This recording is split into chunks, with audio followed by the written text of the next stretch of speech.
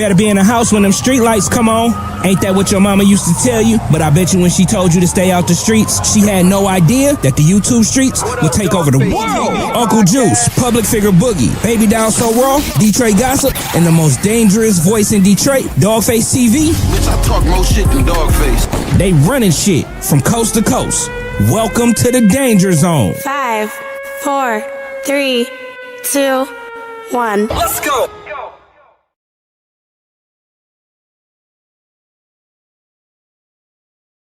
Mic check 1 2 1 2. Mic check 1 2 1 2. My name is Dogface Calderon, and I want to welcome everybody to the YouTube streets. Joining me tonight. I mean, because it's more serious tonight than it has been quite some time. So I just want to say I appreciate everybody who's been rocking with me, who's been supporting me, who've been rocking and supporting the squad, the boys. Yeah. How y'all feel tonight, man? I'm feeling good, man. And I've been having people ask, where y'all at? Where the YouTube streets at? All them comments, videos ain't got nothing to do with the YouTube streets, so they kind of been pissed. Same here. So this, I want to shout out to the Dog Pound. We don't call our chat. We call our chat the Dog Pound.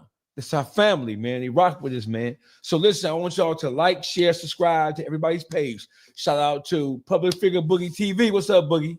What's up, my guy? What's up, Dog Pound? Uncle Juice, what it do? What up, dope nephew? You all right? Yeah, you know. Back and what's forth. up? What's up, Dogface? Have you got tired yet, Dogface? What's going on with you? I don't get tired. You've been on every platform in the last week and a half, trailblazing. Don't get me. How can I ever get tired? That's right. Of exposing these bitch ass niggas. I can never be tired of that. I live, eat, shit, and breathe to talk about these no good hoe ass, pussy ass niggas. That's what I do. You feel me? What's them numbers on real life street stars looking like right now? 100,000. Yeah. Well, on real life street stars, different clips got different. Yeah. I'm almost at a meal on Reels on. So it's Reels. The video is. Yeah. I'm on every platform that real life street stars has, from TikTok to Facebook to Instagram. It's different. So if I were to add them all up, I'm at a couple of million views. If I were to add them all up. Yeah, I've been getting calls about that academics. I've been getting calls. One of my player partners called me, man. He say, nigga, I ain't talked to you all day since Dogface had been on academics. I say, damn. He say, man, that shit just came across my shit. So y'all up out of here, huh? You feel me? Hey, listen, I want to welcome everybody to YouTube Street. Shout out to everybody. We are absent amongst us is Baby Down So Raw. She had a personal situation she had to deal with. And Detroit Gossip is also dealing with personal situations. So we're going to hold it down for the rest of the team. Detroit, hey, listen. I want to first start off by saying that I'm not going to even say that there's a bunch of misconceptions about me or about just the YouTube streets and what we do collectively. I'm not going to say that there's misconceptions, because exactly what y'all see is exactly what it is. We are a collective group of individuals who we're not concerned with how y'all view us or what the fuck y'all think about us. We ain't concerned about that shit. If you in this world, if you're ever concerned about what somebody else thinks about you to the point to where you can't function, then you'll never get anywhere. So we're not concerned about that. So listen, since the last time, we haven't been on here in more than a week. Man, how long has it been? It's been a minute. It's been about a week. Well, listen, since the last time we graced y'all with our beautiful faces, a lot of shit didn't happen, man. Hey, listen, it exploded on academics. So let me tell you people the backdrop, because I've been on different platforms talking about it. Shout out to the Forum Magazine. Shout out to Kid L. I did both of those. I did both of those things yesterday, right? Was it yesterday? I did Kid L yesterday. I did the Forum magazine this morning. I'm in Detroit right now, so I had to come and I had to talk to my people. I want to acknowledge everybody in the Dog Pound. Shout out Mississippi. Shout out Atlanta. Shout out my people in Alabama, all over Alabama. They checked in. Shout out my niece Jayla. You know what I'm saying? Who down there in Alabama, A&M doing their thing on the dance team. I was down there at the Magic City Classic about a week and a half ago to watch my niece do her thing. I watched the college football, man. I haven't been to a college football game and forever. So listen. They said that's like Super Bowl. It was. My man down there, he told me he was trying to get me come down there. Shout out to Jump. He was trying to get me come down there. You feel me? Right. It was just that. So listen, since the last time we graced our presence, man, a lot has happened in the world of when something happens to me, it ain't just me. It's the collective, it's the band. Because I wouldn't be where I am now if it were not for the support of everybody on the panel. So I want to first thank everybody on the panel for supporting me and for believing in me. And we are all equally yoked, and just because you might see me or Juice or Boogie have some emotion, that shit means nothing. We don't give a fuck about that. We're a collective, and we move, and we operate as a collective. If one shine, we all shine. One band, one sound. That's how it is. So, but we all have different personalities, but they all match. They all mesh. We don't have to agree with each other. Like Boogie already fired up that goddamn weed. So when Boogie fires up the weed within the first 10 minutes, you know, spanking my Elliott Boy Band, NTE, shout out to King Paper, shout out to I call him Lil P. Shout out to P. He gonna get mad. Bam, tell him I said Lil P because you little. Shout out, if I don't say Reese gonna get mad. You know her thug ass Mount Elliott niggas. You know what it is. So listen, Hanging TV is in the building. Stand on the media is in the building. So listen, the Beat Factory. Is it? Come on, Boogie. What we gotta do? Man, we gotta go on here and run it back. Where this beautiful footage at?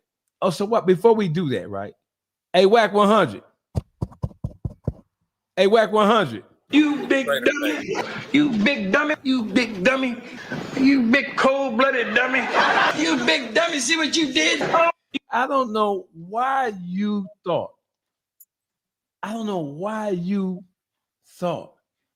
Why you manhandling like that in front of everybody? Shout out to all the platforms that did cover it from here to Montana and that called a spade.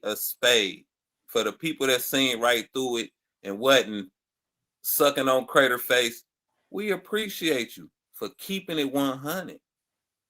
The real 100 way. Now tell me why you manhandling like that in front of the world and shit on that big ass platform. So for those of you who've been living under a rock, I got a phone call Saturday morning. What does it say? Tuesday? Saturday morning, I got a phone call. I got a FaceTime call from T Grizzly and Academics. I think it was like 10 a.m. So T told me to run down, the situation as I saw it through my own lens about the paperwork that Wack and this merry band of idiots have been circulating around the YouTube streets about T being a snitch. So listen. I was on the phone Saturday morning for about 2 hours, about an hour and 45 minutes with T and Academics, and I broke down every aspect of the paperwork because that's what they asked me to do. So I pointed out with explicit detail and intricate detail what was wrong with the paperwork that they were trying to sell to the general public, to the consumers of what happens on YouTube and even in the world, because the so-called paperwork that was exposed about T Grizzly, it was carried by regular big box news organizations, and it went from what did you call that, media takeout to TMZ. It was full coverage on it, so it wasn't just people playing around and milling around on YouTube, right? Let's get it clear. Nobody questioned it at first. No. I think the band minus Detroit Gossip and Baby Doll So Raw, who would normally be here, we're the first ones who attacked it. And we attacked the credibility and the veracity of it because we knew it was bullshit. So no other news medium attacked it before we did. We're the ones who saw it. I think Boogie sent it to me because he seen it on Crystal Lovejoy's page. Mr. Glassjaw himself. Oh, who was it? Was it Boogie? No, I had posted in the hookup. Juice posted in the group chat. My bad. So Juice sent it to us. So as soon as he seen it, I don't think did I respond or did I just go into making a post? What did I do?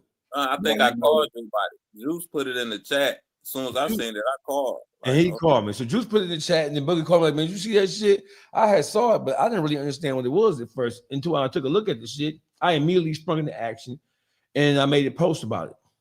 So what we're gonna do now is we're gonna review my discussion with DJ Academics and then the inclusion of Wack100. We're gonna discuss it, we're gonna review it, and we're gonna stop and start it, right? I want to go back and take a look at this shit so that we have a firm understanding of what's going on. First of all, number one, Wack100 is a bitch ass nigga.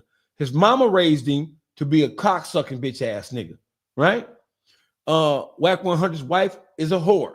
Let me get big on this. Wack100's wife is first of all, is a whore. Would you? Hey, R&B. Hey, he's a whore. So just so we're on the same page. Right. And by the way, Mount Elliott Boy Bam says it's Tuesday and we still don't have that work. Academics, do I have to call you? We still don't have that work. It's Tuesday. We had this whole conversation on Saturday. It's Tuesday. The exposed has been exposed. So let's get right into it, man. Let's review the content. I want to welcome y'all to the YouTube streets. My name is Dogface Calderon. Public Figure Boogie TV, Uncle Juice, aka the Beat Factors in the building. Let's get right into the content because I want y'all to see it and hear it from our perspective. Everybody's been reviewing it. It is viral. A lot of times when people say something is viral, they may get a couple of thousand, 10. No, that's viral, niggas, when you're in the millions and when you have everybody's attention, when you capture the imagination of everybody who, or for most of the majority of people who are operating in the YouTube streets or who watch YouTube for news and information, we own that. It is what it is. Let's go. I'm feeling like I'm academics. Can't ride no way. Bring up the chain. You can't just simply say he pointed him out and that's it. If that was the case, the police all over the world would be making false allegations about who picked out who. Big Grizzly would have had this. Let's go. They got me feeling like I'm academics. Can't ride no way. You got to get Wack on here eventually. I have spoken to T Grizzly. I spoke to him at length today, and he said, Act, and maybe we do it now. I don't know. But T Grizzly spoke to me and said, Act, I love you. You're the biggest in hip-hop media, but you got to stop allowing Wack to use your platform to validate the fuckery that he's putting out. And I said, what are you talking about? It said, Wack is moving around with fake paperwork, okay? And with him moving around with fake paperwork, he usually doesn't gain enough steam. And they told me I don't know if it's a conspiracy theory or just how they believe Wack moves with information when he's starting what they call a campaign. A campaign. They say he starts it on Clubhouse. And after Clubhouse, he brings it to the 100 Side Show. And then after that, he brings it to his Instagram. And they say, usually that don't do much, honestly. And they said, but after those three things don't work, he brings it to No Jumper. And after that, to really kick the bitch off, he comes to the biggest. And you know who the biggest? Ain't nothing bigger than the chat. He comes to you. And I'm like, well, Wack's our guy. Wack is our guy. We got to be honest. Wack's our guy. He's great entertainment. And, you know, when we've really gotten into the weeds of fact-checking certain stuff, I think his credibility is pretty good. They said, well, why don't he drop this alleged paperwork he got on me? Good question. And to answer the question about his credibility is not only is it not good, but first of all, it is like it's an oxymoron to mention the word credibility and Wack's name in the same sentence because nothing about Wack is credible. And definitely not his motherfucking word. His word has been exposed to be fraudulent and to be sissified going back 20 years. For real. I said, well, Wack said he will drop the paperwork, but I think he wants a bet of 50,000. That's what. Now, this is what Wack said. When Wack, the show before this show, before we brought us all on the show, Wack went one-on-one with academics where he said that he would drop the paperwork for $50,000. When He sounded ready. When academic, he said he had it ready, he had it in his possession. He said he had 3 pages that proved beyond any reasonable doubt or any shadow of a doubt that T Grizzly was a snitch. When academics pushed back on him about the paperwork and about since when are you trying to engage a person in a bet when it comes to dropping paperwork? If you got it, you got it. Just imagine if we would have sent him the money, or if somebody would have sent him the money, what kind of return on the investment would they have gotten? Because for one, you tried to push out fake paperwork. So how would somebody have felt if they would have actually put it up to 50 grand and come to find out this shit was all fake? And he used academic and his platform to push this shit to the stratosphere. So let's continue. What the conversation was in our last stream, right? Now, this is why I got to call Wack today. After talking with T Grizzly, they have sweetened the pot so much, it's going to be incumbent on Wack to drop whatever paperwork that proves that T Grizzly's a snitch. Incumbent means, nigga, you ain't finna have no choice.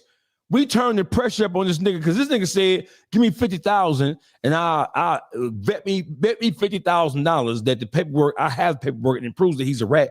Bet me 50 now, drop it. Nigga, we called his bet poker face. We called his bet and we raised him 200,000.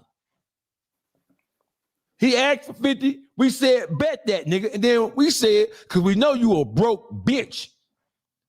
We said, all you got to do is put up 10,000 and we'll put up 250,000. And it was higher than that because T Grizzly said he'll put up 250, $250,000. And I said, I'll put up 100,000. So that's 350. And all he had to put up was 10, right? He went into a long soliloquy about what I didn't have and I'm broke and I live in a $3,000 house and all this, and I walk to work. That's a nigga trying to detour off the road. Nigga, stay focused. Uncle that's Zeus. One thing, Wacker talk your ass to sleep. It's always a motherfucker trying to add shit to the pot. Nigga, fade the bet, you bitch, nigga. You feel me? Betting hot money, nigga. Yeah. The paperwork still ain't out. And listen, so we ain't gonna get with this. Hold on the phone, Boogie. Watch this. Right? So T Grizzly, and I talked to him this morning, I'm telling you on the phone. He said, Act, number one. Because he was asking, he said, what paperwork did he send to you? I said, he sent me the first page. He's like, come on, use your brain. When has Wack been reluctant to drop the whole paperwork? Good question. Uncle Juice, when Wack100 has had a motherfucker dead to right about snitching or anything else that was embarrassing to them, when has he been so reluctant, or when has he refused to drop the paperwork? No, he going for the juggler. You know that. You feel me? He go get his shine on every platform. He go do a marathon run, sort of like yourself. You feel me? He wouldn't have held that back all this time and got called out for 250 up against his 10. You know he would have took that sucker bet. You feel me? Boogie. Listen, 350. What Wack waiting on? He wasn't waiting to get niggas locked up. He had niggas talking on the couch. When it comes to this paperwork, where it's at? He done a lot of police shit, man. All right. He didn't. Why? And I said, all right, well. So they said, what did he send you? Because you never put it on screen. I guess they watched the stream. I said, well, it was an appellate document for this guy, and I guess this guy named is Shooter. And they said, Ack, use your brain. The guy in question, Wack even admitted he never got charged. How are you appealing? How are you appealing a conviction that you were never even convicted of? Good question. So listen, During the conversation that Wack had with academics on live, where you had millions of people tuned in on his live stream, not the follow-up. He had him on live stream on his Twitch, on all of his YouTube channels, his Instagram, Facebook, everything. I think he had an audience of over 2 million people when he presented this fake-ass paperwork. So what he did was, he said, well, listen, I got the real work because we put him under so much motherfucking pressure by debunking the first document that he tried to say was real that he got from Shooter. Now, mind you, he says, well, I'm not the one who made the content. My little young dog Shooter sent this to me, and I just dropped it out there. No, you bitch ass nigga. You did make a content. Let me explain to you how, bitch ass nigga. Shooter is a proverbial nobody. Nobody knows him. He made it on Clubhouse because you put him on Clubhouse. He made it on your Instagram accounts because you put him on your Instagram accounts. He made it into the conversation of your exposers, your bitch ass, cocksucking, fag ass, pussy ass exposer camp because you made him a type of the conversation. He made it on No Jumper because you put him there. You made him relevant. But don't forget what Shooter said. Shooter said Wack the one contacted him and said T Grizzly had a bounty on his head. Well, he inserted himself into the whole mix by reaching out to him because, like you just said, Juice, there was no conversation between Wack100 and Shooter about this whole T Grizzly thing. No. I'm glad you just said that, Juice. I'm glad you just said that because there was no conversation between Wack100 and Tony the Tattletale, aka baby bitch ass, big mouth, red ass Shooter Johnson, and Wack about anything.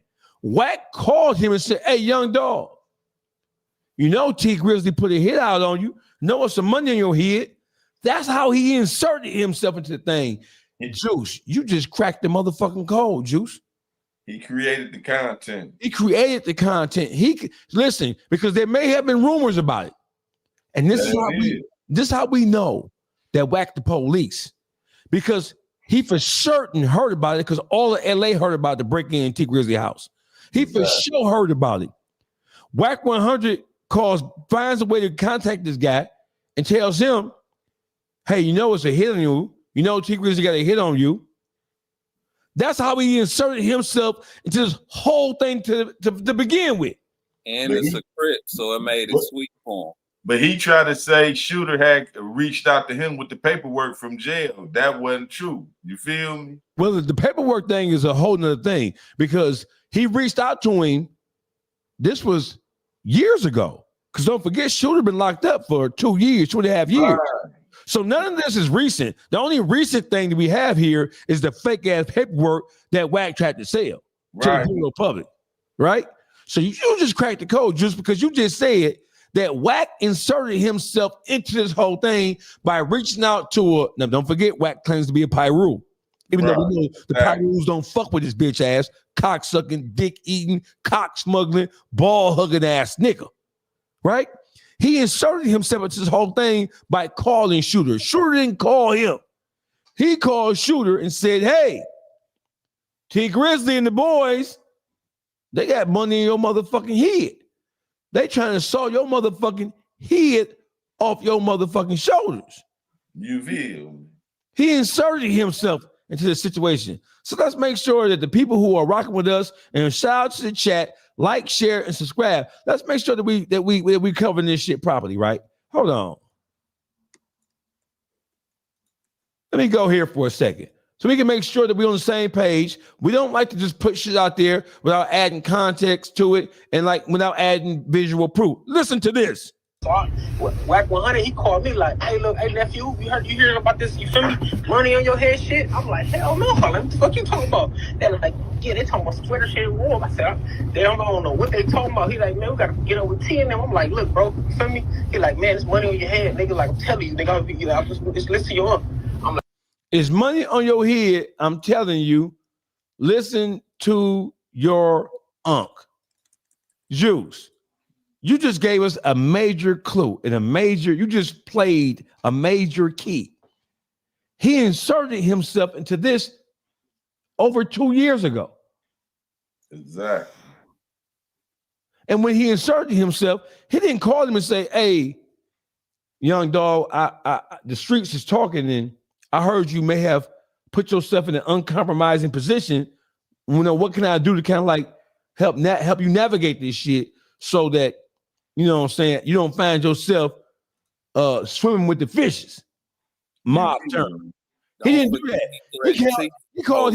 He called him reporting a fucking crime. Hey, you know, it's a hit out on you. Fuck you know.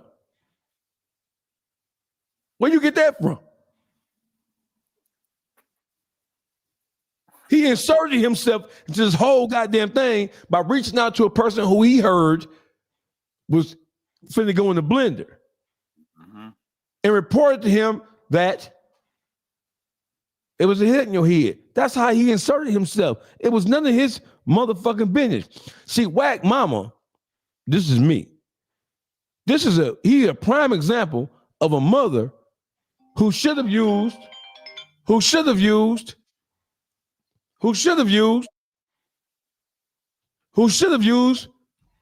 abortion. Was abortion legal in 1977?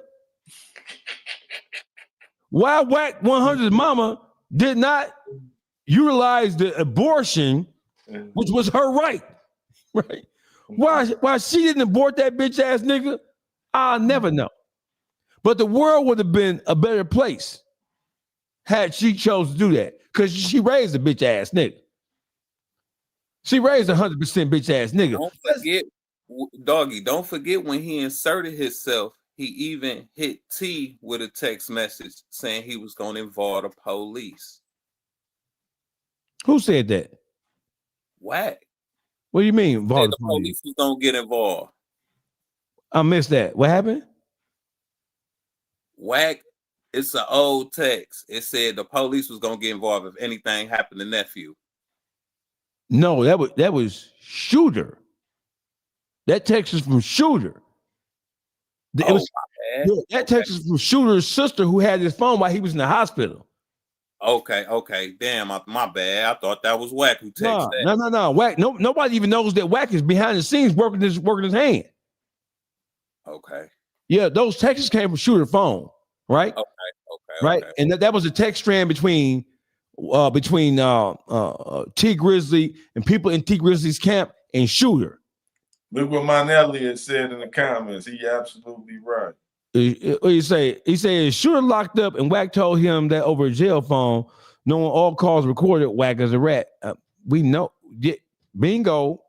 But he wasn't locked up though. Then, bam. When Wack called him and told him that niggas suppressing your head, he was free. He was still moving around. And then Shooter, once he got the information from Wack, Shooter started reaching out to people who he knew could get him in contact with T Grizzly and people in T Grizzly camp. And that's what took place. That's how he winded up on a FaceTime phone call. So he wasn't locked up then. He got locked up shortly thereafter, but he was free then, right? But still, even if that's not the case that you call the motherfucker over a phone, we know Wack played with hot phones. We now know that Wack100 is the West Coast version of the hip hop federales. He's the hip hop police, uncensored, unleashed. So to even call and tell him that over the phone is still some hot boy shit. That nigga 400 degrees, maybe 5. 5. Maybe 5. So let's keep on. Let's dig into this shit. Let's really get into it, because we want the people to see it from our perspective, to hear what we have to say about this. Not gonna lie, that kind of make a little sense. They said, well, if T Grizzly pointed somebody on the lineup, where's the proof of this? When you do that, even if it's a picture lineup, you gotta put your initials near the thing, circle it, sign off on it. Where is it? They brought up some compelling points. Now, I cared about the money point first. They said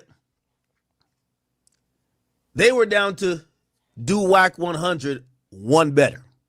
They said they're more than down to put up 50,000. They said they're down to put up 250,000. And trust me, they showed me all the jewelry. They said we could back it in jewelry or we could back it in cash. They said we'll do 250,000 to Wack100 10,000. So that's like a great bet. That's like a prop bet. Don't get no better than that. Hell no. And that bet still, the bet, we have not rescinded that bet. That bet is still on the floor. That's like a parlay, right? It's like a 10-leg parlay. So they said they're $250,000 to Wack100 $10,000 if he could provide whatever he claims that T Grizzly supposedly snitched and show the veracity of these papers. Because they did ask me, they said, Ack, we watch you break down every case. How come Wack got some magic paperwork that you couldn't find? Didn't you try to find it on stream? I said, I did try to find it. I don't know. Well, Wack said the lawyer for the guy got it. And then they brought up some other points. They said, Ack, sometimes you be listening, but I don't know if you're listening. That's what you mean. How did Wack send you an appeal paperwork? Because the front page was something going in the courts of appeal. But then they later said, or the guy who called from jail later said, I'll be good if T Grizzly don't show up to court. Well, I don't know if you guys know how the appeal process works. When you submit something for an appeal, the witness don't show up to court. You submit writs and briefs, which are like, just documents kind of stating your whatever, and supporting your case. There's nobody showing up to court. The trial's over. You're appealing a conviction, not going to trial. So I'm like, ugh. I don't know. However, T Grizzly strongly felt, and I want to be very open, and I'm gonna be transparent for the audience. He felt like this was a ploy and a play by Wack, and he feels there might be a couple reasons. Because I kept asking him, I said, why would Wack just randomly pull this out of the air, right? Besides the fact that he a bitch ass nigga, I added that for just dramatic effect. And for what he said, I think Wack might be trying to do the big U play on me. And I didn't know what that meant, but I got a further explanation. He's like, listen, Wack has been trying to get me to engage him in speaking about criminality or lack thereof online. Whether it's about fake paperwork, wild accusations, or anything else. I don't know. So, what I'll be trying to and attempting to do today is I'll be presenting, and I could verify he said it to me on the phone. I didn't record no phone calls. That's not my thing. But he said to me on the phone call, you could tell Wack I got $250,000 to his $10,000 if he could prove that whatever paperwork he has that I supposedly told is actually valid paperwork that comes from the district attorney or actually from the police officers who supposedly did the investigation. They also told me the detective, because when I guess they were listening to Wack read the thing, the detective or the police officer that conducted the interview where T Grizzly pointed out the person, they said that person is actually like the deputy, the only person that matches that name in LA PD or county. Alan S. Hamilton is the deputy chief of detectives. And our point was, when does the deputy chief of police go out to conduct the interview about a fucking burglary? That's not his motherfucking job. Not to mention the fact that the badge number that's on the report, 321-9842, doesn't match Detective Alan S. Hamilton. Detective Alan S. Hamilton's badge number is 108, not 321-9842, which was articulated on the fucking report. Whatever. Is a cop that's actually one of the highest ranked cop. He wouldn't be doing a interview with a suspect, which again, this is the money aspect of this makes this compelling. So I know Wack is not into the art of capping. And I also understand T Grizzly's point of saying, I don't want to fall into the trap of Big U, where I'm going back and forth speaking on possible criminality, because he suspects that this is a thing to bait him out. that Wack might try to throw a scud missile to speak about other things to try to get him federally inquired by whatever. I don't know. But he did have seemingly like one of his right-hand guys who, well, that's the guy who clearly he's with T Grizzly because he showed me T Grizzly's jewelry. He's like, yo, this is $250,000 right here. He's down to get on here. That was my jury. Okay, but carry on. That was my jury act. It's mine. And if Wack could show otherwise, Wack would be the recipient of $250,000. But they are adamant to say if Wack can't prove that whatever paperwork, and they even said, Act, if he got the full paperwork, you should post it. We all want to see it. And then we all want to publicly look it up. There ain't no secret paperwork. Why would there be a secret paperwork? We will see. Why would there be a secret paperwork for a burglary? This isn't a convoluted process, Uncle Juice and Boogie. It's a burglary case. Now, there was a substantial amount of items taken out the home, totaling the amount of $1 million, but it's still a fucking burglary case. So it's not like it's a federal sealed La Cosa Nostra indictment of mafia figures. It's not El fucking Chapo and El Mayo. It's not fucking Scarface. It's a fucking burglary case. You gotta be a glowing fucking unicorn to get this paperwork. Right. Juice, when has it ever been this difficult to get paperwork? You feel me? Never in history. You feel me? Only time it becomes this difficult when it don't exist. You feel me? When it don't exist, Juice. We will see. All right. So I'm gonna hopefully get Wack100 and also this other individual. I believe his name is where's my phone? I believe his name is Dogface. That would be I. Super villain, superhero, Negro. The most dangerous voice in Detroit. That would be I. Dogface. That's an interesting name, right? You feel me? See if we can get both of them on at the same time, and we're going to try to figure out and get to the bottom of this. T Grizzly feels that this is a campaign that is not on surface level. Wack just randomly trying to figure out who told. Also, which I might have to try to get this audio. They then told me, and this is the last thing I'll say before I try to get them both on the line. They said, let's put this in perspective. If T Grizzly told on one guy, that guy actually didn't do the crime.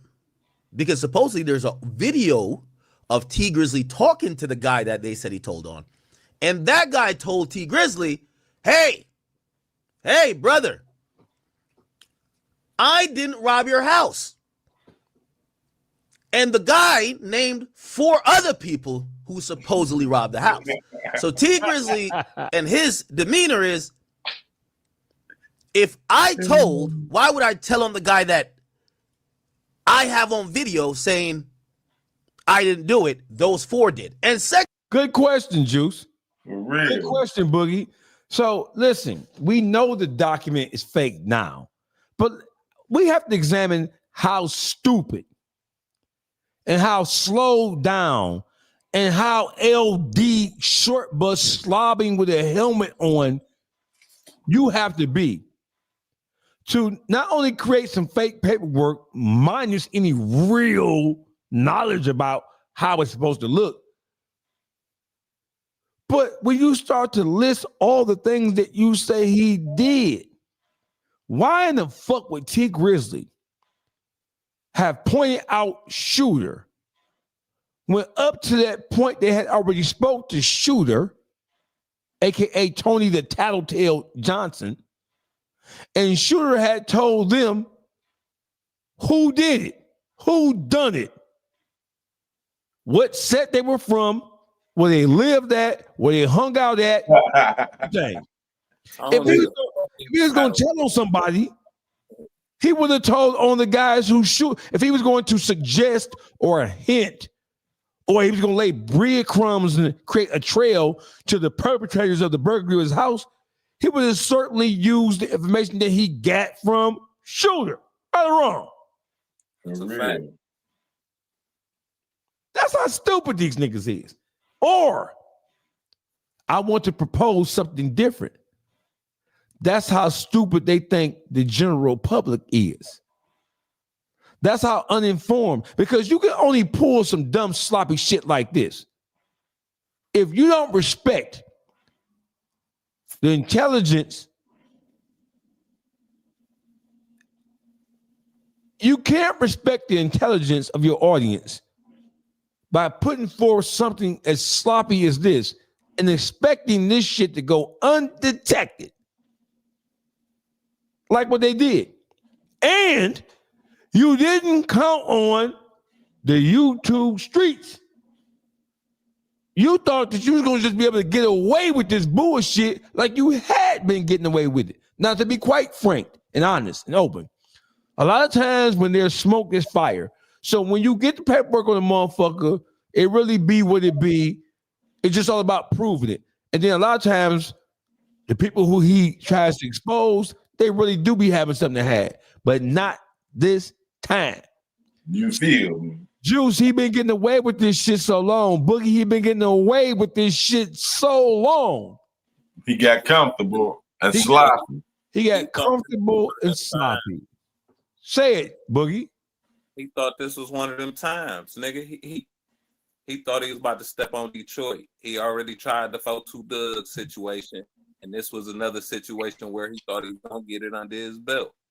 He thought he was gonna get it under his belt. Second of all, why would we be listening to the guy in jail now who's using this as an unrelated case, but he's the one who told me who robbed my house? If anybody's the snitch, it's him. So again, we got the Spider-Man meme once again. It's like when Thug called Gunner a rat and basically and Woody a rat, and then Woody said, nigga, you ratted. It's a Spider-Man meme. Okay.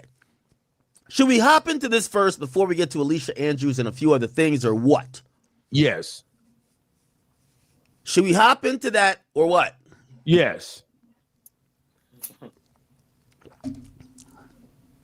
You tell me. By the way, quick update for the people on the Academy page. The Wayne Cash Money versus. There's some stuff I want to talk about there. We could get to the bullshit, and we could get there quite quickly. Okay, I think we should call him now. How should I do this? Should I call the second individual first or call Wack first? Because what I do know is a MO of Wack. When Wack is questioned, he gets loud. He gets, you know how Wack gets, and sometimes it derails actual fact finding and, you know, a proper way of figuring out what's the truth. Right? Stop right there. He says he acknowledges that Wack is known for loud talking, being belligerent, being argumentative, and derailing the conversation so it makes it almost impossible to have a conversation in which we're going to get to some fact finding and have a real substantive conversation. This is him acknowledging that he knows that this month, these are the tactics and maneuvers that this bitch ass nigga uses when he have a conversation. He tried to buffalo a motherfucker. He didn't buffalo everybody I've ever seen him have an argument with or have a debate with or have a fact-finding conversation with. And there have been plenty of times where the person eventually was able to make their point, but not with him because he loud talked them down to the goddamn ground. This is academics admitting that this is what this bitch-ass nigga Wack100 does. Why you call him Wack100, dog face? Because he's a feminine bitch-ass nigga. I'm sure his mother wanted a daughter so bad that while he was in the womb, right, it really It really couldn't happen. It didn't happen. Just give me 1 second. Hey, what's the word with you, Big Ray? I'm live on air. What's the word with you, Ray? What's up with it? Nah, man, I was calling you, man. I just spoke with him, too. He just called me, so I got a chance to rap with him about it. But Unc was like, you know what I'm saying? He was like, he said he ain't really trying to fuck with that type shit. He was like, that's why he was like, he could have did that the first time, but he was like, his main so priority was just really going to the nigga job. You know what I'm saying? That's why he did the Adam the no jumper shit. You know what I'm saying? But he was like, he ain't really, you know what I'm saying? He ain't really with the whole internet thing. Well, you tell Jay Diggs I said it's time to come together and shut this bitch ass nigga Wack down once and for all. Because the only he got he told me too, you know, he getting ready because I got to go meet him down in OKC. You know, I guess, man, I don't know what I got in, but he done took some shit to trial, man, and they trying to fuck with him. So trial start on Monday, Tuesday, Wednesday. So shit, we about to go down there, and he just got a lot going on. He said that. all right. All is well, dear. So listen, man, y'all take care of y'all business, and you chat back in with me, and I'll call you when I get off air, brother. I mean, but come on, you know, you got our support completely all the way 100. Fuck that nigga. You know what's up. Yeah, I know what's up. It is what it is, man. I'm gonna pop at you later. All right, got you. Yeah, that was Jay Diggs' cousin, man. You know, we got Jay Diggs finna jump in the mix or not, but we don't necessarily need Jay Diggs because we got whacked by his motherfucking short hairs. Hey, you got to play the part when he was trying to tell Act to hang you up, and you told Act, you told him you won't run Act page, you'll tell Act what to do. You got to play that part. I got you. Let's go. Right? Okay. Let me call Wack. Yeah, I think we should call Wack. Let's bring Wack on first. Okay, let me make sure. I'll text the other individual saying I'm going to call him soon. The other individual is me. Let's go. Here we go, people. I don't like doing phone calls top of the stream, but wait. Why am I calling Wack on FaceTime? What the hell? Okay, call him regular. Let's get to it.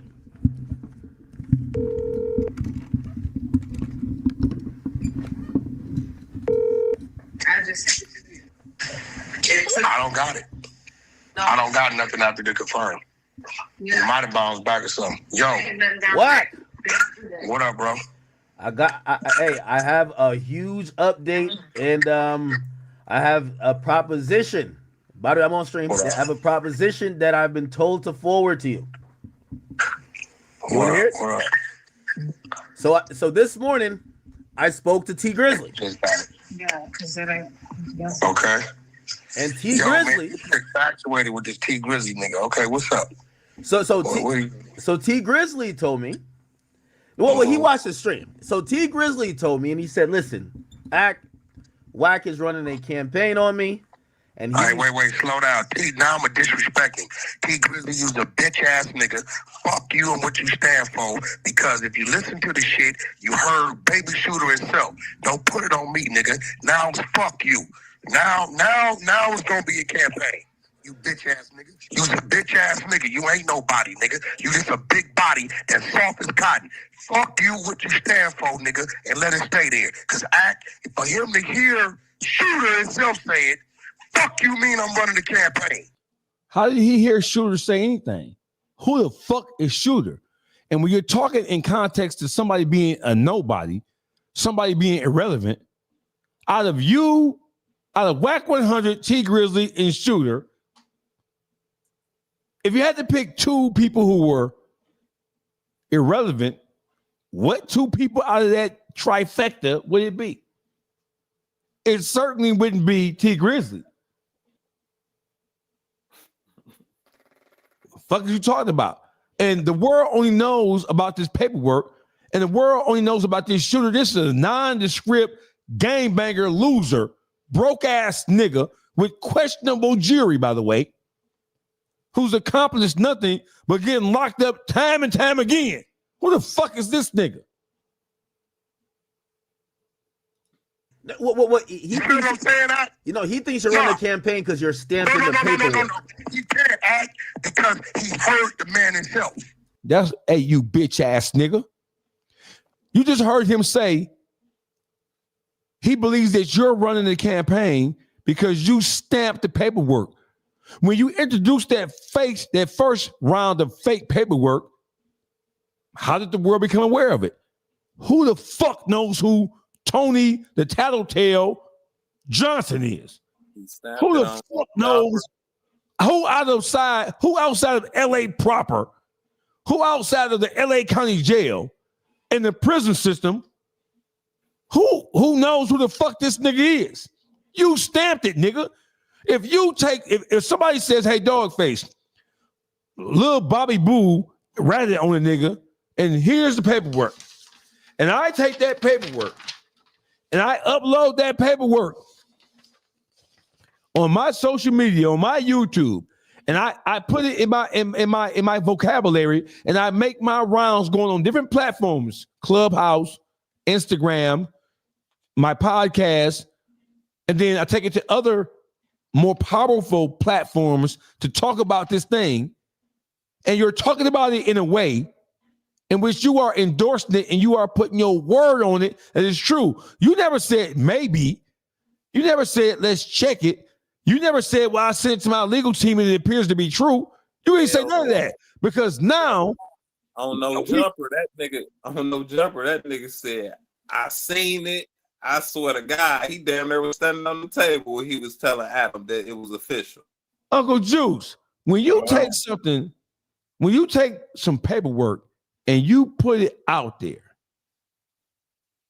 you better be understanding on it. Listen, if I take something like this and I was to upload it to my page and it said little 6 Mile J or Compton Blue Rock told him, motherfucker, and here's the proof. When I do that, am I saying that I agree with it? Hell yeah, you saying you agree with it, but why would you post it? You feel me? Why? And listen, why would somebody like Wack100, who claims to have a whole brigade of spies, a whole brigade of he has a super lawyer team, Johnny Cochran, Mark Garrett Ghost, Benjamin Trump. He got all these high-powered ass lawyers on what do you call that word? On retained fact checkers. You feel? You get some paperwork like this that has docket numbers on it. Well, the first shit didn't have docket number, but you could have easily went and looked and checked, made a phone call.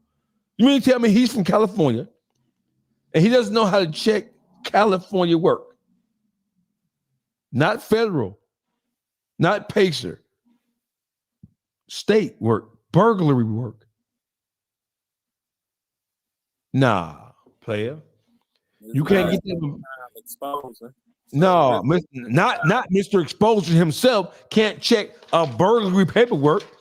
And he telling them, listen, y'all. Not only did he up the paperwork and put his stamp on it as it being true, he basically endorsed Shooter. He brought him on no jumper and everything. Everything, Uncle Juice, he's endorsing. He's trying to build another loose cannon. Before loose cannon, Shooter was his loose cannon. Because don't forget, Shooter been locked up 2.5 years. And loose cannon run was really like a year and a half tops. Right? Loose cannon became a popular figure in the YouTube streets about a year and a half ago. Right. Shooter, he was trying to turn Shooter into his Crip flunky. You feel what I'm saying? But that's why I put him on the phone with you. Yeah, he heard all that, but he feels you're pushing fake paperwork. Ain't no shit. Nigga, if you hear the man saying it, see me running the campaign. Hearing the man saying what? A lie? With your help. Because we just heard him say, I put him on the phone with you. You put a nothing ass, broke ass, tattooed face ass nigga with no pedigree, not a YouTuber, not a podcaster, not a personality, not a rapper, influencer, not a rapper, not anybody. You put this nigga on the phone with academics to tell a story about something that we now know you did not verify. You ran him up the chain to the most powerful urban podcaster in the country without doing any fact checking. That means that you abuse your access to academics. Do y'all agree or no? Talk to me, chat. Yeah. You get a nothing ass nigga that nobody knows nothing about. He so happened to be a Crip. Just like you said, hey, the motherfucker damn near looked like loose cannon.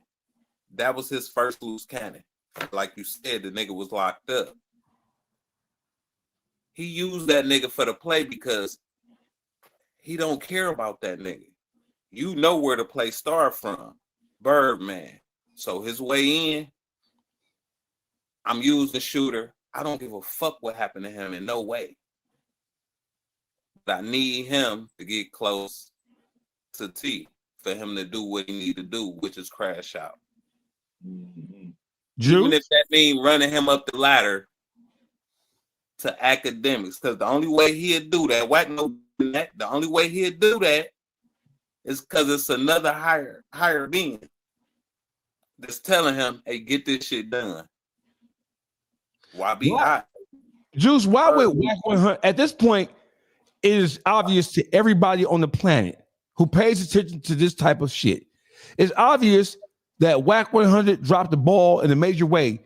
So not only did he drop the ball, right, with his play. See, because you can run a play, but if you can run a play like this, you gotta have all your I's dotted, T's crossed. Not only did he expose his own hand, but he exposed some of the biggest forces in the YouTube streets to a nigga who turned out to be a liar. If we believe that he didn't know, at the least you expose these powerful men and their platforms to a lying ass, bitch ass, nutting ass nigga. That's the least. At the worst of it, your convoluted play and plot fell apart on you, and now Wack1, Adam 22 and academics. They have to look at Wack100. They have to look at how you utilize your friendship with them. Right or wrong, Juice? Flat out. That's all right. Absolutely true. See, the thing is, he didn't anticipate on Dogface in the YouTube streets to intervene on what his plot was, because he been running the same gameplay for how long? It ain't just been with Doug and T Grizzly. He been running this play over and over from Big U on down. You feel me? Ain't nobody confronted him. Most motherfuckers try to ignore him. He lying on them and all. They try to ignore it, let it go away and all that. And he mashed the gas. Right behind closed door, he gets something out of them. Whatever he want out of them, a favor or something. Whoop-de-whoop, and it go away. You know what I'm saying? So he got comfortable with it. He thinking T was gonna fall in line too. You feel me? Not knowing T had some real Detroit motherfuckers back in this play that wasn't happening. You feel me? And press the gas on this goofy motherfucker that we all been in penitentiary and all that. We know what real motherfucking paperwork look like. See, he been used to running that play on the average Joe. You feel me? Because like you say, most street motherfuckers go ignore it and ain't gonna try to speak on it. You feel me? I feel you. Just randomly pulled this so out of the air. He didn't anticipate the dog pound. And for what he said. Yeah, I got you. And also this other individual, the chats, right? But watch the stream. So T Grizzly told me, and he's out all that shit myself. I just told him that shit yesterday. So I'm gonna go in there and shit like, yeah, that's not what's going on. You hear the man. You heard the man say, I told Unc this shit 10 months ago. What did he say? I told him when he burped me. Told him. What did I tell him? You gotta send me something. So if I was running the campaign, I started it 10 months ago, right? Okay, so that's his thing. He's saying the paperwork that you're stamping isn't real, and he said he has $250,000 to your $10,000 if you can provide accurate paperwork. That great. I'm going in. I talked to the attorney myself, other day. I said, this week, let me come see you, sit down, let me see you, print it out, all that shit myself. I just told him that shit yesterday. So here it is. Wack is acknowledging that he talked to the attorney the day before this day. Now, mind you, this was Saturday. And now it's Tuesday. And now it's Tuesday. But that was Saturday. Because he said, I talked to him yesterday, and I told him I want to come in to sit and talk with you and get. Hey, listen, bro. If he has this paperwork, that lawyer, I wish you would, lawyer. I wish you would come to the table with that fake ass shit. You're going to let Wack100 bitch ass destroy your professional career and put your license to practice law in jeopardy because we are going to sue his bitch ass. Not just that, is the client attorney privilege. He couldn't give Wack no paperwork. He could get a paperwork to Shooter, his client, and Shooter could do what he want with the paperwork. But Wack could run that bullshit on somebody else. Ain't no way he went to that lawyer and that lawyer say he go get him that man paperwork. That ain't happening. But hey, Juice, I get you. But if it's a matter of public record, we can. I mean, he could show him how to get it. He said he go to the office and watch the lawyer print it out and get it from the lawyer. That's what his words was. He already talked to him. That is what he said. That lawyer wouldn't have told him no shit like that, nigga. You not my client. I can't give you my file on my client. Make that make sense. You know how much trouble he get in that ever got out. He giving out to some social media motherfucker. Who is Wack to get this type of pull? Make that make sense. What lawyer gonna risk his bar to get him some paperwork for some social media gimmicks? Some paperwork that don't even exist. How some appeal papers existing and this motherfucker ain't been found guilty of the shit? Hey, listen. You don't get no appeal. You don't get no appeals to a case you ain't been found guilty of. Let alone he haven't been arraigned on it. That's what I'm saying. So how he appealing the case already? He hadn't been arraigned on it. How you appealing something you ain't been arraigned for? Listen. So I'm gonna go in there and say, like, listen, bro, I don't give a fuck. I hope he ain't a rat. I don't give a fuck. Yeah. You know what I'm saying? I ain't got no.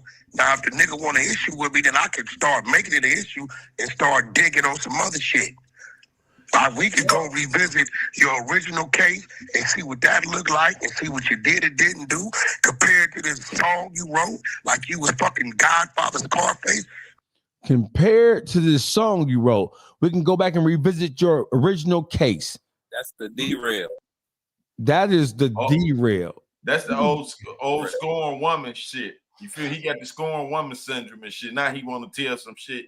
You feel him try to tell some other shit. He went from he don't give a fuck about it. If you ain't give a fuck about it, why you keep getting in everybody's business? Ain't nobody been in your business.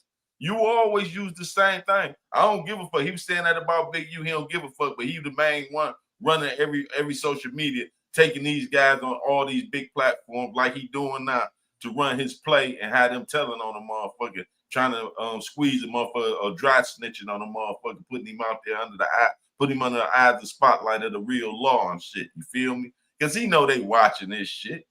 So that's why he got to saying the shit he just got to saying. All that police ass shit. He's a cop. You feel me? Boogie? His favorite thing, it's all content to him. He gonna take your name, he gonna play with it, and he gonna say it's all content. He don't give a fuck who get locked up. Like you said, that nigga been running this play since he been on the fucking internet. Hey, listen, I got a bombshell. I have a surprise for the Dog Pound chat. I got a bomb. When we get to talking about this, I have a bombshell, 2 bombshells. But I want to continue this conversation, and we're not going to go through the whole thing. We're just going to go through enough of it just so people can see and hear what's being said here. Let's continue. If you want an issue with me, I can make it an issue. But it's clearly you heard this dude come on here and say this where it comes from. We heard this dude come on where? On Clubhouse? On the exposures? Then to Adam 22? Where you took him, all the places you took him. Then to academics. You gave this lying son of a bitch access. Rat. That motherfucker told on his cousin. He said, my cousin such and such. He did do that. He did do that. He a diabolical rat, bitch ass nigga. Gangster rat crip. Yes, that's what he is. These motherfuckers dangerous rats. Dangerous. So he said that. Hey, listen, he must be some Ken J. O'Neal. You feel me? You feel me? And he said, he said the reason why I think he believes they're running the campaign is because he's a bitch ass nigga to believe that. He thinks you're not fact checking certain things. He's like, hey, listen, how could T Grizzly have told on this guy if he never got charged with the crime? And how is he bringing up? Hey, bro. That doesn't make sense. They already brought it to the DA's attention, and the DA brought it to dude's legal attention. So it's on them to file, not file, do whatever they're gonna do. I don't know, but nigga, don't telling me I'm running a campaign when you hear the dude, you hear him. So I guess he's saying either you got who brought it to the dude's attention, who brought it to his lawyer attention, the DA. Why would the DA bring something to your attention that they are anticipating indicting you for or charging you for? Why would they give you that advance notice? Who the fuck are you? You don't get no heads up. You get a head up about what? Got him to lie, or he's lying and he's spinning you, and you're standing on the spin. I got him to lie. You fucking me. Hold on, bro. Let me tell you something, man. Hold on, look, bro. We got some more paperwork. Yeah, look, let me. Also, they looked up the cop. They're saying that the cop who was the person who investigated based on what you read, they said that cop is a deputy, is a deputy chief of police. I don't give a fuck. I don't know what he is. I don't give a fuck, but you present the paperwork as if it's legit. So you don't know what he is. You don't know who he is. You don't give a fuck. So how you putting it out there? So why you don't know nothing, but you put your name on it. You stamped it because you put it out there. And we know you know that, you bitch ass nigga. We know you know that. Look, I'm gonna send you something, bro. This is how you know. I'm not looking for this shit. That nigga ain't on my radar. He ain't nobody like that to me, bro. He's not on your radar, but you talked about him on Clubhouse. You talked about him on Instagram. You sent the paperwork to 15 people for them to expose. Did two shows on No Jumper about it. You feel me? And did a show before this show with academics about it. Where in which you had Shooter called in the academics and you had him call in the Adam 22 on No Jumper. But this is something that you don't care about. But this ain't come from nobody else. Ain't no other podcaster nothing came out with this. He the one came out with it off the dribble. When he said, Uncle Juice, when he said that before he said one word publicly, he sent it to 15 other people hoping that they would break the story so he wouldn't have to. See what I'm saying? And when they refused to do it, he said he did it himself. But he don't care. Why didn't these 15 podcasters leak a story like this, and they're all in the content game? Because they ain't had no truth to it. And you can see on it. Seti Nash, let's look and see if Seti Nash has said, this is how you know who in cahoots with each other, bro. This is how we know who in cahoots with each other, right? Watch this. You got one person who upped the paperwork. 600 bitch ass. Christopher Lovejoy. Let's see if Seti Nash has anything new. Let's go to this nigga's channel. Let's see if he has anything new on his channel about T Grizzly. 8 hours ago, Lil Durk. 23 hours ago, Julio Fulio. Blueface 1 day ago. Big U son. 2 days ago. Listen, if academics pick this story up, if Adam 22 picked this story up, you mean tell me that the other rank and file, little lesser motherfuckers 3 days ago, Big U son, Arkansas rapper YBT Fat extorted by own gang, Meek Mill's arrested at gunpoint, Julio Fulio, Lil Durk, Julio Fulio finesse 2 times, crashed out on it. You mean tell me that finesse 2 times, crashed out on his daughter is more newsworthy than paperwork found on T Grizzly? Because Ceddy Nash know that paperwork wasn't right. That's why he ain't want to stamp that shit across his motherfucking platform. He knew the exposure was go get motherfucking exposed. Do you feel me? Wack trying to fuck up everybody's credibility. Yes, and it's their fault. It's their fault for allowing. We have been saying for over 2 years that Wack100 has commandeered No Jumper, and he's weaponized that platform so that it suits his own agendas. We've been saying that. And now we see that is exactly what we ain't blind. You listen, you're trying to gaslight a nigga like Donald Trump. You asking us not to believe what our motherfucking eyes see and what our ears hear. Sorry, you bitch ass nigga. Wack, I think we should collect that $250,000. They showed me. They said it is insured by either jewelry or cash. They showed me $250,000 in jewelry. He ignoring all that money talk. Hold on. Wait. He ignoring the money talk about something that he says he has in his possession. Because now he says, don't forget, he already sent academics page 1 of a 3-page document supposedly proving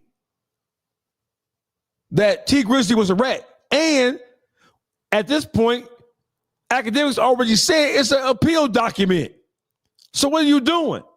How can he appeal something that he ain't been charged with or found guilty of? He ignored that totally. Pay attention to his tone. He usually is the one that's always betting everybody. And nobody never takes the bet. But it's a bet on the floor, a real bet on the floor. And his tone is like he dismissive of the bet because he know he don't have what he need to complete this mission. His tone is very different. I'm gonna send you this, bro. So you will see, Wack woke up to this. Nigga, I'm not fucking digging on you. Nigga, I don't give a fuck about you like that, bro. Nigga, I think you on some funny shit. Nigga, you better leave me alone before I really tell him how you was fucking your auntie, dead homies. Damn. You better leave me alone before I tell them that you was fucking your dead auntie. He derailed again. I thought we were talking about the bet. That nigga said dead homies. So for those who don't know LA gang vernacular, when you put it on something, dead homies, on the set, on your hood, on your crew, that's supposed to mean that you're absolutely not lying. Dead homies. You better leave me alone before I expose that you was fucking your aunt. I got one question for Wack.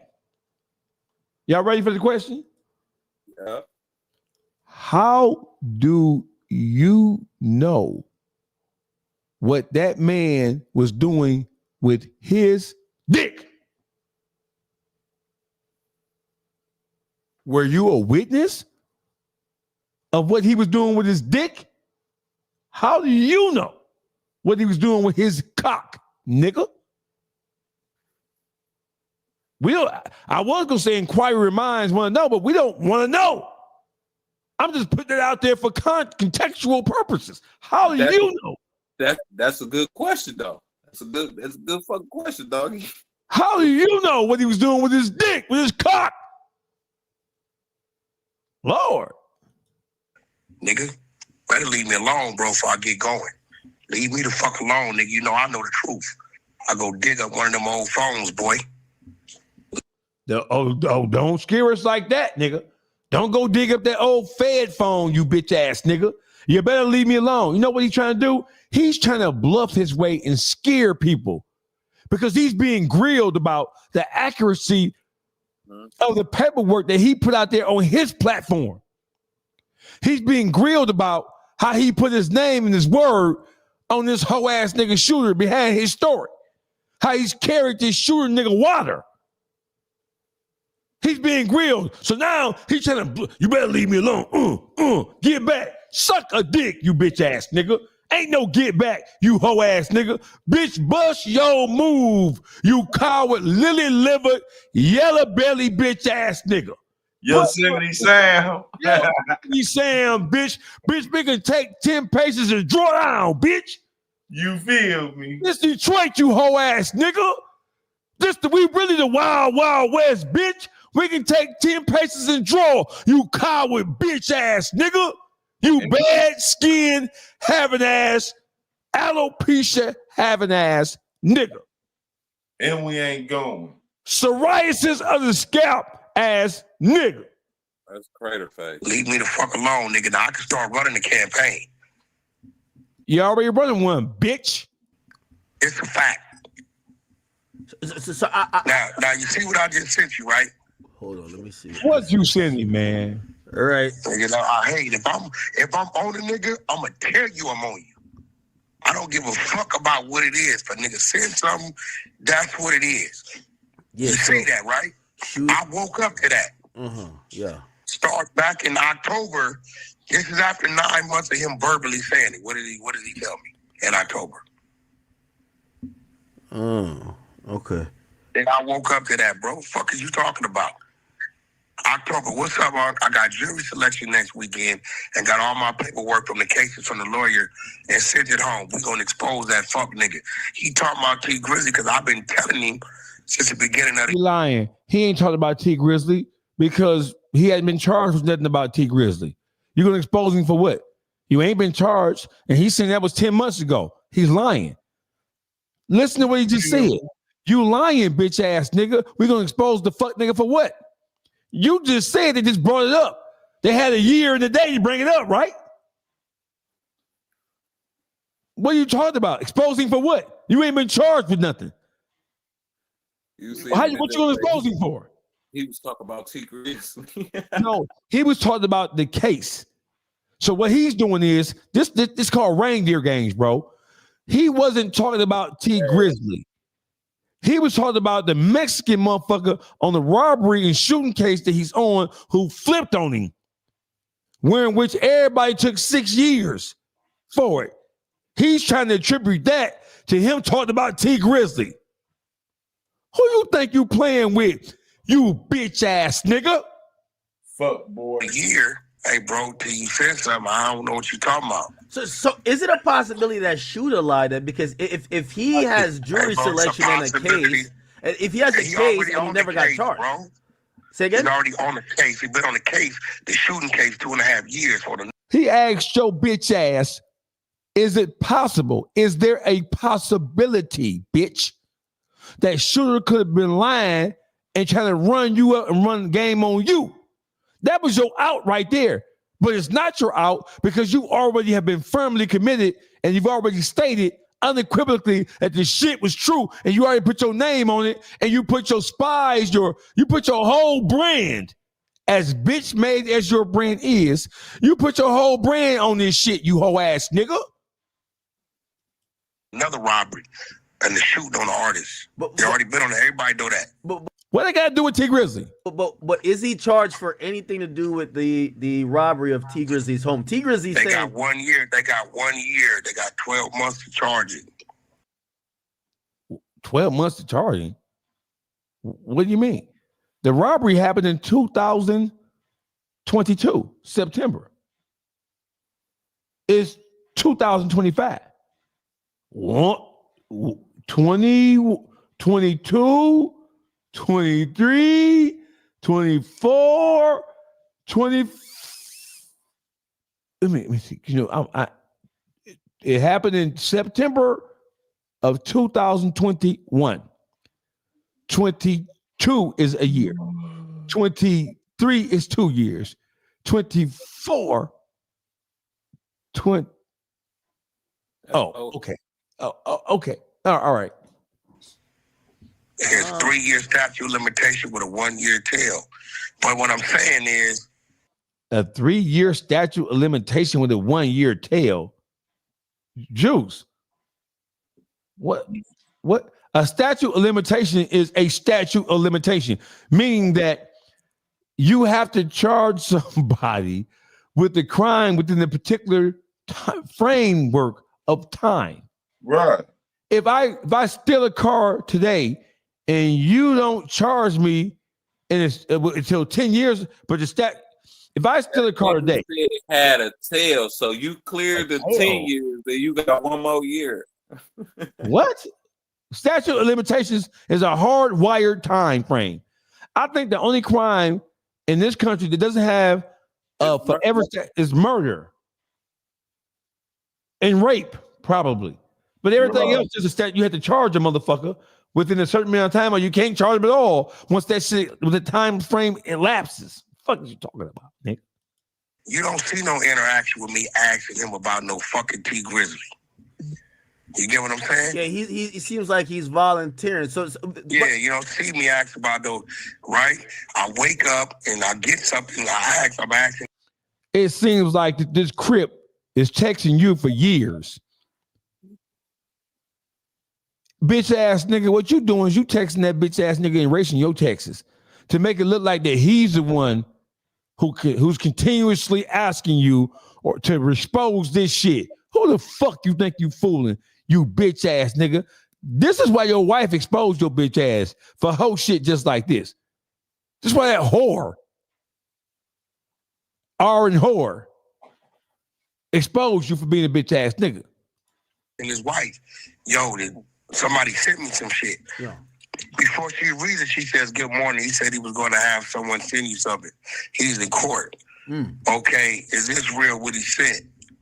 She says, "Yes, that's Grizzly paperwork. And when he calls me, I'll call you to clarify everything." Stop right there. He says that he called Baby Shooter's lesbian because he's gay. Baby Shooter is a tranny. So when a tranny, is a tranny with a woman gay or is it? I don't know. Yeah, that's gay. Okay, so he's certainly sissified. When a straight woman is with a sissy, can we say that now? Because Donald Trump is in office. Transmission. Okay, excuse me. I mean, you get my point. You get my point. You get my point. All right, so let's continue. Bro, I'm not looking for this shit. I don't give a fuck. No, I agree. You know Listen, he's not looking for it, but just the day before this, two days, before this, he was on Academics podcast, live and in person. Was he like? No, he was on the phone with Academics. Just 2 days before this, promoting this whole fake ass lie. So what you mean you ain't on it? What you mean you ain't thinking about it? You a lying bitch ass nigga. And your mama's a lying bitch ass nigga for having your bitch ass, you bitch ass nigga.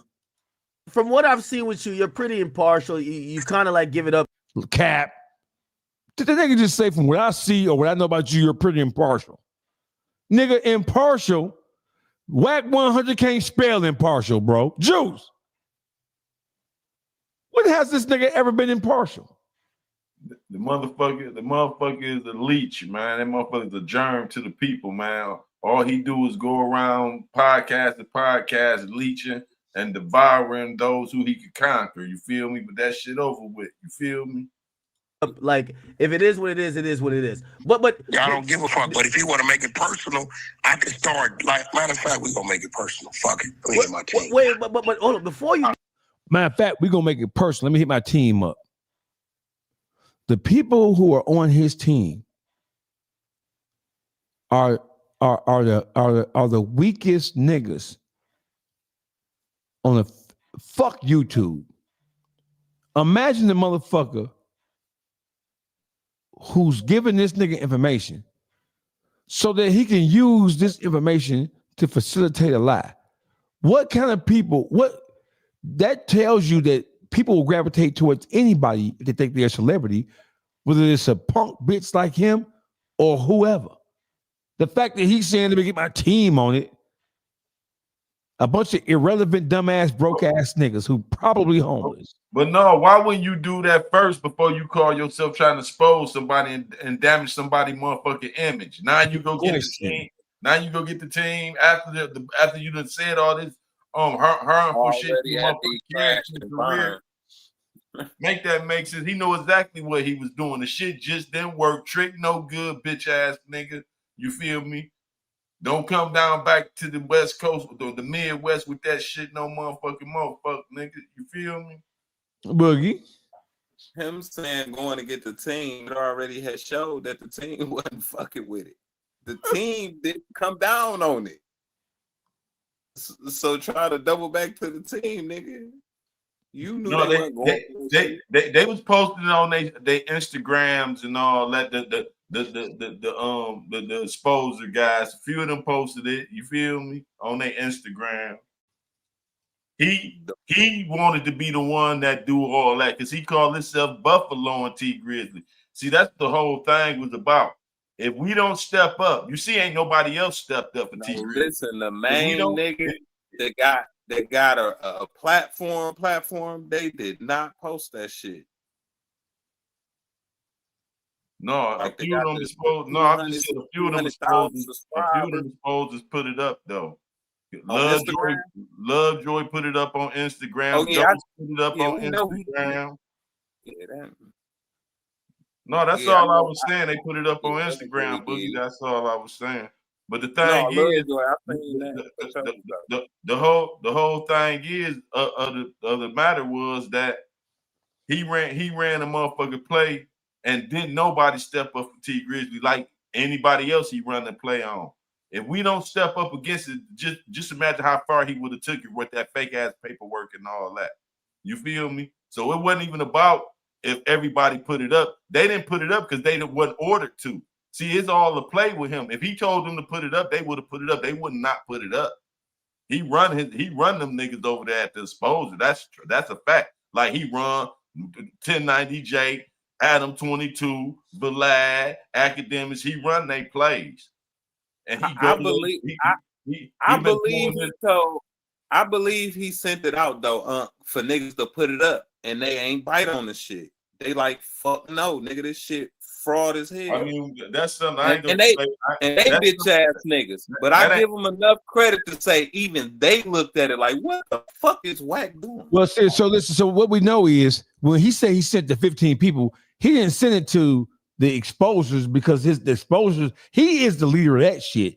He sent it to 15 different entities who are YouTubers and bloggers and podcasts like the City Nashes, 1090 Jakes, Trap Lil Ross. He sent it to them, Vlad. That's who he sent it to. Some of the top podcasters and bloggers. He's the leader of the exposers. So y'all both are right. He sent the 15 people, but not 15 people under him. You hear me? The people under him are him. They one body. They are one embodiment. So when you talk about Christopher Lovejoy's, the ghost, the bitch ass nigga, clout chaser ass nigga, all them niggas are just ball huggers and ass booty lickers up under him. That's it. That's it. And that's what I'm saying. So they see it like one to fuck up their credibility. If we post this shit, it's gonna grow legs. You ain't talking about the people under him though. You ain't talking about. You talking about the 15 people he sent it to are not the exposers. Not the exposers. I'm talking about Seti. Make it clear. You gotta say because we talked about that. You can't get it mixed up. Yeah, I'm talking about Seti Nash, the 1090J. Like them is nice and big platforms. Putting that shit up will fuck up their credibility, especially them being part of the culture YouTube streets that be exposing motherfuckers and putting up right paperwork and coming down with reading the documents. That wasn't even a fucking enough document for them to read. It got you. Let's go. Do that though. Like, don't you think that maybe the shooter dude try to send you on a dummy mission in a sense of? Oh, listen. Because he's telling you he's going to trial, but he's not charged for anything. He's not even listening to academics, bro. He trying to give Wack a out, Juice and Boogie. He trying to give him. Listen, he's smarter than that stupid ass nigga. Listen, bro, I'm academics, and this shit don't. What he might well have said is, Wack, you ain't gonna be able to pull this one off. So let's put this shit on Shooter. But he can't put it on Shooter because, hey, Juice and Boogie, if he tried to throw Shooter under the bus, he runs the risk of Shooter balking up at him and exposing the play from the beginning, from the origins. So he can't throw Shooter under the bus and say, yeah. So Academics is trying to tell him, hey, look, motherfucker, this shit ain't right. And you fucking up. So let's try to say Shooter did it. And Wack was reluctant to say Shooter did it because just like he tried to throw Loose Cannon under the bus, Loose Cannon didn't just sit and take it. Loose Cannon rebelled, and now him and Loose Cannon are going at it, and Loose Cannon is exposing all the little dick wrestling they was doing and setting motherfuckers up, Juice. He ain't never gonna say that the Shooter nigga is wrong. No, because he the one put the battery and Shooter back. He came up with this play and just told Shooter to rock with it. You feel me? So that's all that is. Shooter in on it, but Wack100 is the mastermind. He the puppet master. Absolutely. Charge anything with T Grizzly. You sound dumb as fuck. How does he sound dumb as fuck? I'm telling you that I seen the first piece of paperwork. That shit illegit. The second paperwork you sent me a couple of days ago, that shit is not right. So now I'm trying to throw you a bone.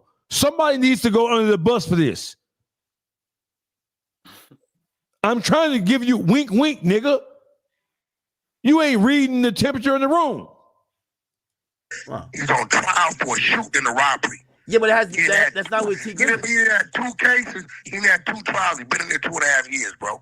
We know that. We understand that. Okay. He said they just bringing this up now.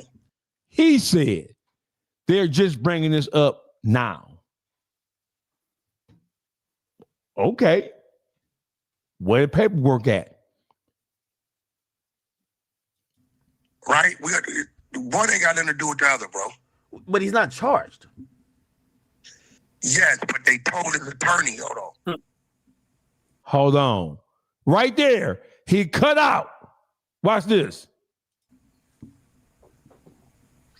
The reason why he was so calm, Juice and Boogie, is because while he was talking to him, he texting motherfuckers.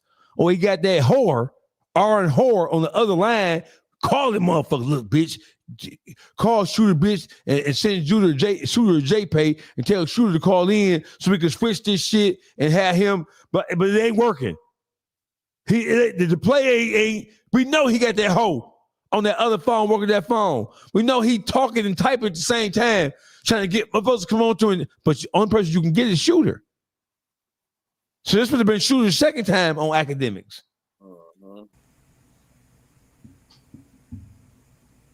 Look at Ac's face. Who puts Academic on hold like that, bro? You guys get what I'm saying? Yeah, we get it. I guess like T Grizzly saying, wait, how did I snitch when number one, the guy hasn't been. Matter of fact, nobody. T Grizzly to me today, he said nobody knew this guy was involved with the crime till he came out and announced, "Yo, I robbed." Or T Grizzly said, "I robbed his house." He said there is no charge. So I'm like, Regardless, we gotta get this $250,000, chat. I think this is easy bread, right? Like easy bread. Why is he saying it's easy bread, Juice? He's saying it's easy bread because Wack says that he has the actual proof. So how did we get back to Wack having to call a lawyer, having to get his legal beagles on it? How did we get there when you already said for a second time, involving a second document, that it is legit and official? Now, when that bet get faded, your bitch ass got to go call the lawyers, nigga, because you know the gig is up on this shit, bitch. I know the exposers are watching and listening. There's $250,000. We could bust it down 10 ways. That's $25K each. Me and Wack got to take $50K each. And then the other $150K goes to the exposers or goes in the war chest fund. And all you have to do is prove that it is in paperwork by the district attorney or the police alleging that T Grizzly is a certified snitch. So my question to y'all is, if the prosecutor presented Shooter with the possibility that he's going to be charged for burglary at T. Grizzly's home, wherein which $1 million worth of jewelry and other items, personal effects, were taken. That ain't just no simple burglary, bro. Is that a grand larceny, Juice? Hell no. Is that a $1 million caper out of a house? That's home invasion too, ain't it? Hell yeah, that's home invasion. Ain't that home invasion or no? Yeah, that's home invasion. I thought it ain't home invasion if somebody was in it. I don't think you gotta be. I don't think a human being has to be at home. Well, it could be. I'm thinking home invasion, like in Michigan. You can get a home invasion and nobody got to even be there, right, Juice? Right, for real. It ain't just a burglary. I'm not absolutely sure. I thought they changed the law. It's how you force your way in. If you force your way through the doors and all that, that's home invasion. You kick the door in, that's home invasion. Okay. You ain't do a B&E. You ain't go through a window and pry a window open and climb through a window. That's a B&E. When you kick a door open, bust open the shatter the glass, sliding glass to come through, you go home invade. Nah. I believe that Michigan, I don't know if all the other states did, but I know that Michigan, here. Yeah, Michigan changed the laws to where a person did. So home invasion used to be somebody had to be at home in order for it to qualify as a home invasion. But I think Michigan changed laws over a decade ago when me and Juice was still in the penitentiary about that. For real. Play Jeopardy theme music, because this nigga got this nigga acting. Who puts academic? Somebody on the phone. I know this is gonna be devious now. He's saying, "Hold on," trying to get somebody on the phone. He pressed now. I got to get a shooter on here. I got to get a shooter on here. Now I got to be honest with y'all, Chad. What really enticed me about this, because I think Wack was saying, "Is this a dog face guy right here? This might be him." Wack was saying he would bet 50,000. So I'm like, shit. T Grizzly told me I just want his 10,000. I'm gonna put 250 up. Oh, let's go. oh, let's go. It's movie time. It's movie time. It's movie time. Okay. Let's see. Wait, what is this? Am I?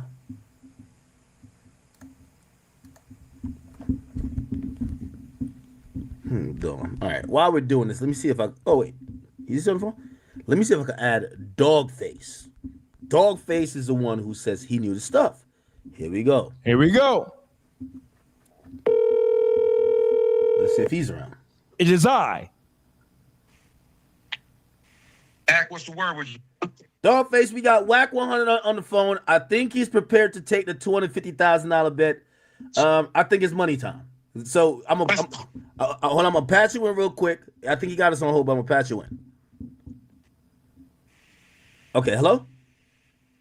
Yeah. Okay. I think Wack might be getting the shooter guy on. I don't know who's getting on the phone. He told me hold on. But could you give me so I spoke with T Grizzly and you this morning.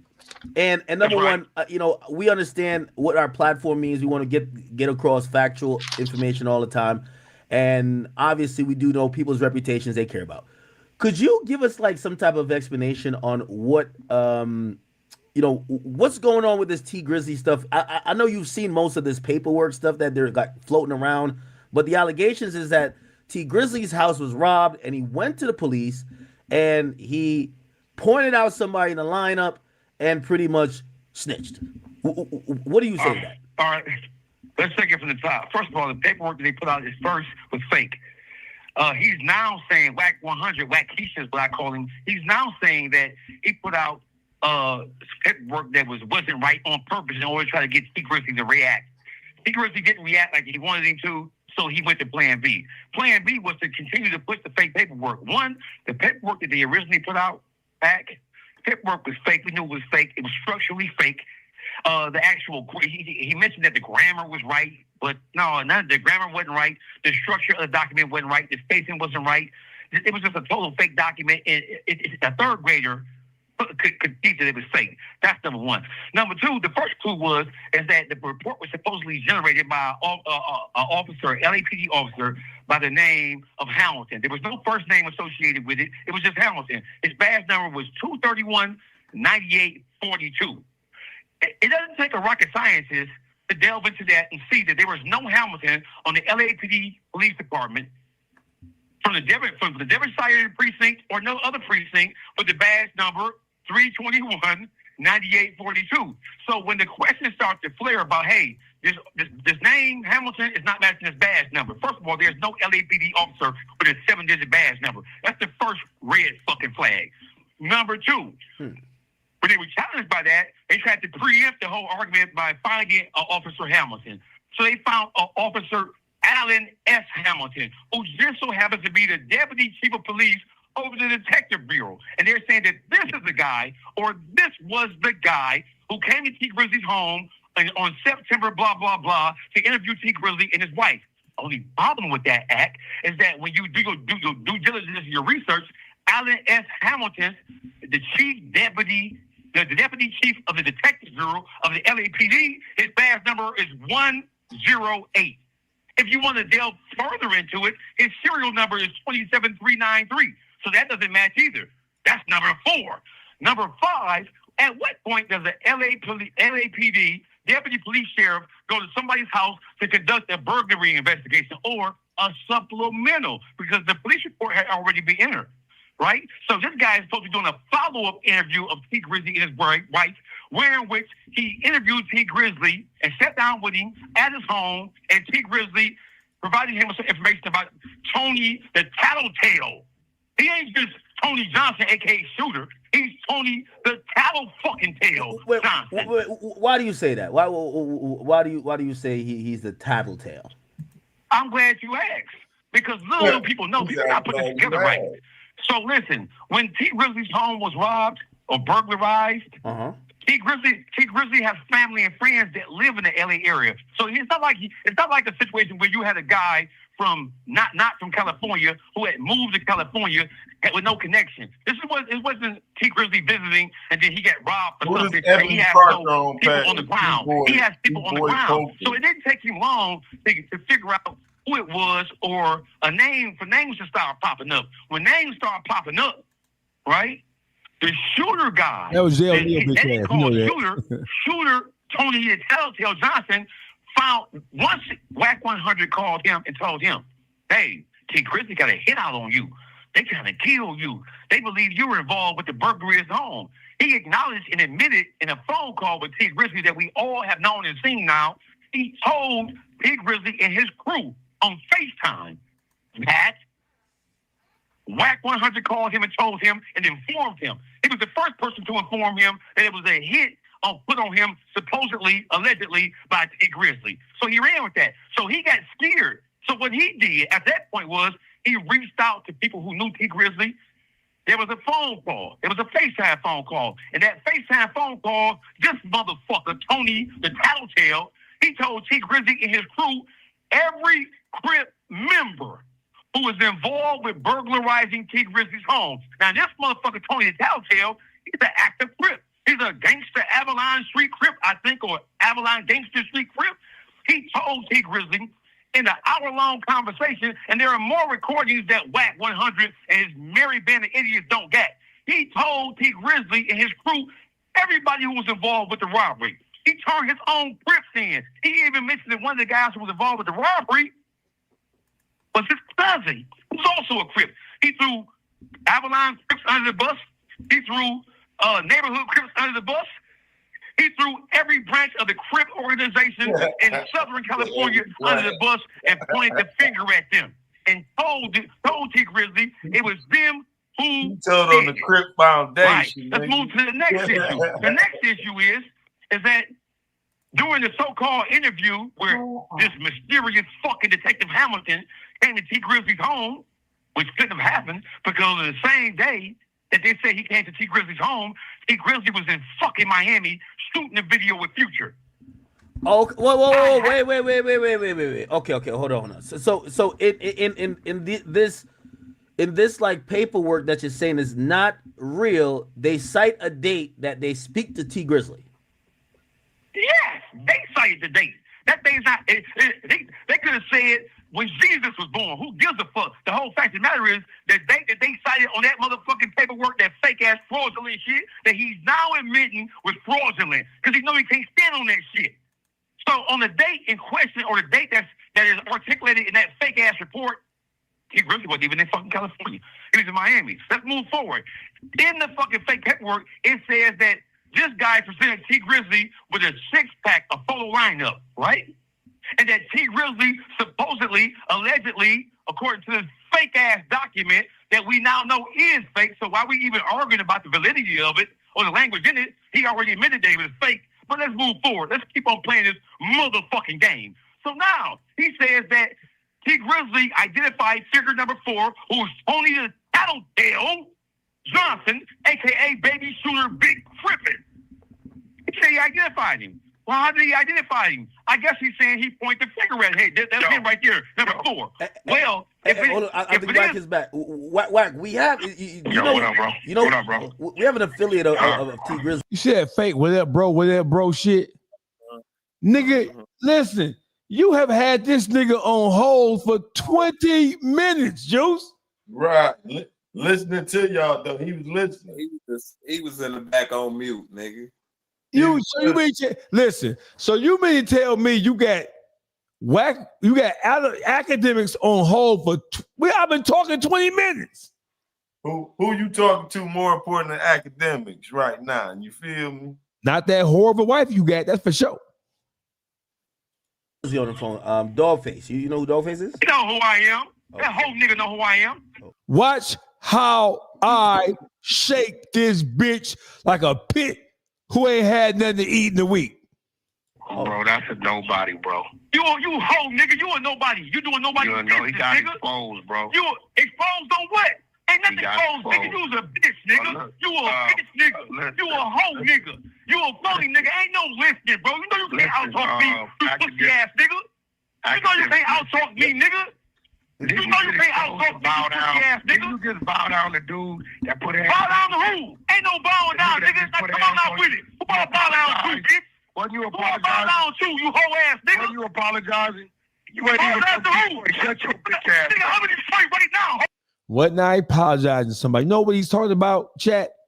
He's talking about our conversation and our interview with Anton Daniels, wherein which when Anton Daniels, he heard and he saw our content like Boogie fucking said he was going to see it. He came in the chat and he asked for the link so he could join the stream. We sent him the link. He joined the stream. Before we engaged him in the conversation, he said, hey, man, I'm feeling some kind of way. We all from Detroit. You guys should reach out to me. You guys called me bitches and hoes and blah, blah, blah, blah, blah. And I didn't appreciate that and so on, so on, so on, so. The conversation was about the current state of black people and about Charlie Kirk. So as just to move the conversation along, hey, Baby Doll said, hey, listen, my bad, it was me. You know what I'm saying? I don't think we didn't. When I apologize for the group, I didn't call him nothing. Did I? No, I think that was only Baby Doll went in on. Yeah, that was Baby Doll. So when I apologize, you bitch ass, hoe ass nigga, you always trying to spin a narrative and say hoe shit. I apologize for the group, even though Juice didn't say nothing wrong. Juice said fuck him. Boogie was like, oh, he egghead or something like that. You know what I'm saying? I was like, fucking. Really? So we don't leave in the YouTube streets, we don't throw people under the bus. So as the moderator, I just apologize in general. He came in peace. He didn't come disrespectful. He came in peace.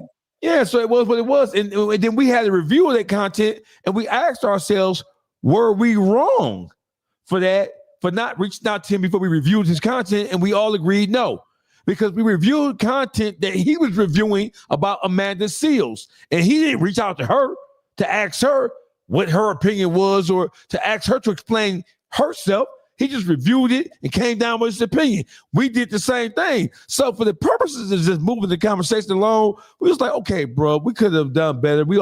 He pulled the Detroit versus everybody card on us. You hear me? That's what it was, you bitch ass nigga. It wasn't because nobody was wrong. you hoe nigga. And we wasn't talking about no entertainment shit. We're talking about real life substantive shit. Unlike yo bitch ass, you never talk about anything of substance or value about the black experience at all. Pussy nigga. You ain't even from Detroit. Shut your bitch ass. You ain't even from Detroit, but you just said I'm a nobody. You don't know who I am. You feel me? Academic. Yeah. You ain't from LA, nigga. You ain't from LA. Apologize. You ain't from LA, you bitch. Put that on your mama. You didn't apologize. Apologize to who? Apologize to who? I'm gonna put that on your mama, nigga. He would have said who it was, but he don't know. So he's being fed information. When he was offline, he was he heard I believe he knew I was coming on there, bro. Right. Yeah, he knew. It wasn't no surprise. It wasn't no surprise. Because he got Act Buffalo. He got Act semi Buffalo. Yeah, but they didn't know. Hey, this because Act don't know. Act don't know the type of nigga I am. So therefore, Act let the shit go. Cost that motherfucker Wack. No, yeah, you can tell Act tired of the way Wack be talking to him. He was glad somebody came on there and manhandled that motherfucker. That's why he even made a post that have Wack met his match. You feel me? Mm-hmm. He liked it that. You feel me? He had to see this. He had to see it. Go run it right I'm in Detroit right now, you bitch ass nigga. You ain't from Detroit, LA. Nigga, you not from Detroit. You from LA? You from Pontiac. LA. Yes. I'm from LA. Stupid ass. You weren't born in LA, you hoe ass. You stupid ass nigga. You can tell right there I knocked the wind out that bitch ass nigga. I hit that bitch with a kidney punch. Nigga, who wasn't born? I was born in Granada Hills, California. Hey, listen, bitch ass nigga. You wasn't born in no LA. You ain't from LA, you hoe ass nigga. You know, LA City is very small. LA County, you bitch ass LA County is a grown-up 88 bitch ass nigga. I don't want your life, you bitch ass nigga. County you a hoe ass nigga. Your wife a hoe. Wait, hold on. Your wife be a hoe, nigga. Wait, hold on. Get him off of here, bro. Wait, hold on. Hey, you hear what he said? Hey, get him over here. Yo, hey, get him over here. When I said that wife was a hoe, ooh, he was upset. His panties were in a bunch. That G-string. Hey, he just knew Act was about to hit the button on you. Yes, he did. Act didn't hit the button, you bitch ass nigga. He knew Act was gonna do it. He knew it. Because in his mind, that was one step too far, right? No, Boogie, tell him what I do to motherfuckers. I don't give him your speech, Boogie. Look, ain't no shutting up with Doggy. Ain't none of that shit. He's gonna step on you. He don't ask for the problems. When you bring it to him, you just not willing to go where he's gonna go. You not going where he going. He going to hell. He coming back and going to hell again. That's me. Wait, hold on. Wait, hold on.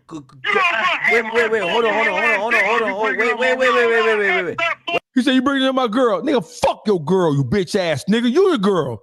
See what I'm saying? You in a lesbian.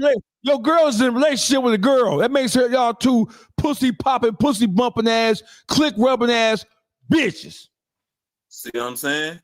Fuck your girl, nigga. You hoe nigga. Wait. Hold on.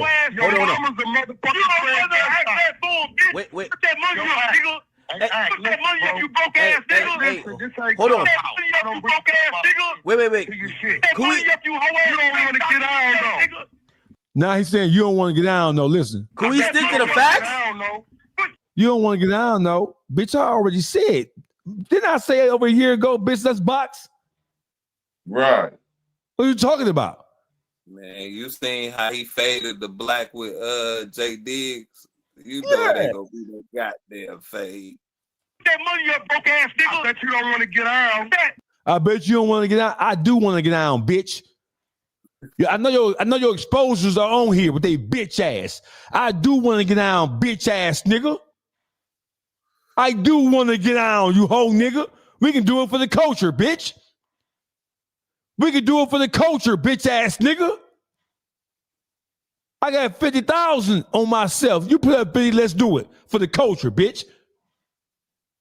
What is you talking about, you hoe ass nigga? I do want to get down, you bitch ass nigga.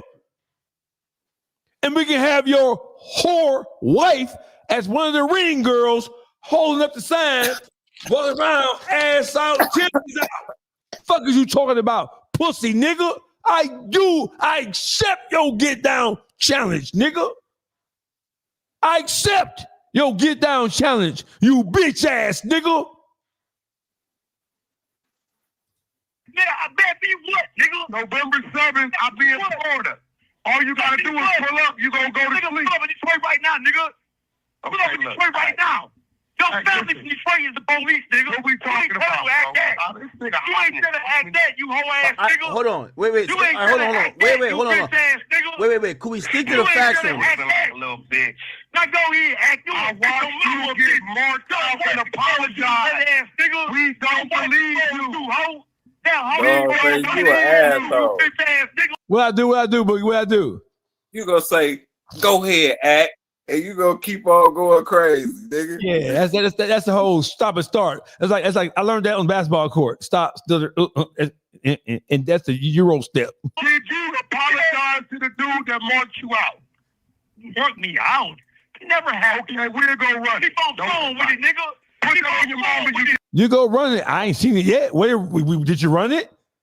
Did you run the conversation between us and Daniels? He don't drop nothing, no evidence he got that he said he got. He don't drop none of that shit. He always screaming he got some dirt on some motherfucking body. That's because he listening to them niggas in the background in his other earpiece. Oh, we got this. He did this. Say that. Say this. You know what I'm saying? So he trying to formulate the thoughts and sentences to try to get at me, but he can't get at me because the information, the shit don't sound right to him. Oh, I can't do that. Look, Wax so fucking stupid on his other phone. He called everybody on the conference call, so they all in his ear. He don't know what to repeat, dumbass nigga. You better call the one person, Put that on your mama, you didn't. When you coming for Detroit? Put that on your mama, you didn't. Come to Detroit, you hoe ass nigga. Put that on your mama. You didn't apologize to the nigga that pushed you. No conversation with me, you hoe ass nigga. Yes or no? Your voice now. Wait, no, y'all, hold on. Yeah. So, wait, hold on, Dollface. He's excited. He's never been on the platform. No, we're talking about Big Grizzly, but that ain't on point. No. So we're just trying to get to like some actual facts and like, for example, is this paperwork that was presented? Is it real? Like that's what, wait, you say what? Is the paperwork real? He already acknowledged that the first paperwork he put out there was not real. Is that true? What? It's not real. He never acknowledged that. Yes, he did. You bitch, nigga. You acknowledged it. You said you put it out there trying to bait Big Grizzly in. When? Your interview with Academics and they do last night. You said you put it out there to entice him to come in and speak about it and deny it. You knew it was fake, bitch, nigga. So no, what are you talking about? What did you say? What real work? The shit you say academics? The shit you say academics last night? We got the real work though. So but you heard him say a half hour ago when he was pressed and questioned like the bitch he is. You heard him talk about lawyers. I contacted his lawyer yesterday. He said, I'm going to come into the office. He going to get, but now he's saying we got the real work though. But that's supposed to be the real work. You feel me?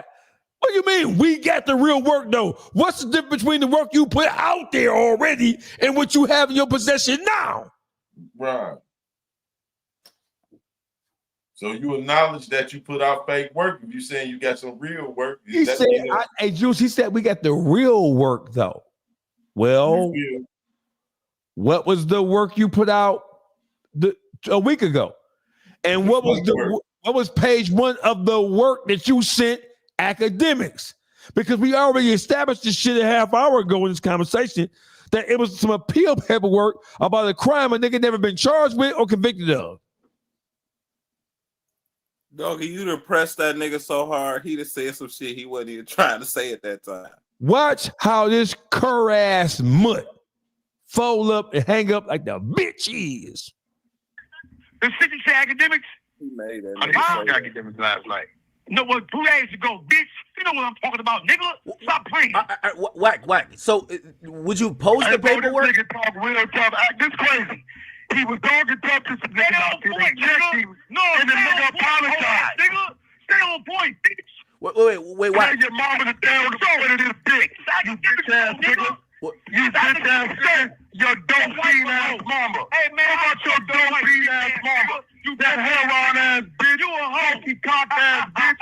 I'm trying to be cool, bro. You control your platform, bro. Control your platform, bro. Whoa, nigga. Like y'all trying to like your whore. Aaron Horde had to do me when I was on the exposures, when she kept on muting my mic when I was in your ass, bitch. Like that thong you be wearing. You bitch ass nigga. 3 fingers. You wish Aaron Horde was on the boards muting me when I was tagging your bitch ass like a prize fighter, you bitch ass nigga. You want to act? Hold on. Wait. We're trying. Bitch ass up. Now, come on, act. Let's go. No, we trying to stay on topic. So Wack, you have the full paperwork that Yeah, I got it all. Yup, I got it all. But you just said a half hour earlier in the conversation, you bitch ass nigga. You just said a half hour. What are we doing here? But the thing is, your credibility being put on the line right now. So if you had it, why wouldn't you produce it right then to remove all doubt that this nigga a rat? You feel me? If you saying T Grizzly a rat and you got the real paperwork, why keep saying you got it and not just produce it? Hey, hold on, let me show y'all this shit. I ain't got a cap. What motherfucker gonna keep going back and forth, but he got the real truth? Make that make sense. Nigga, not no kids, you feel me?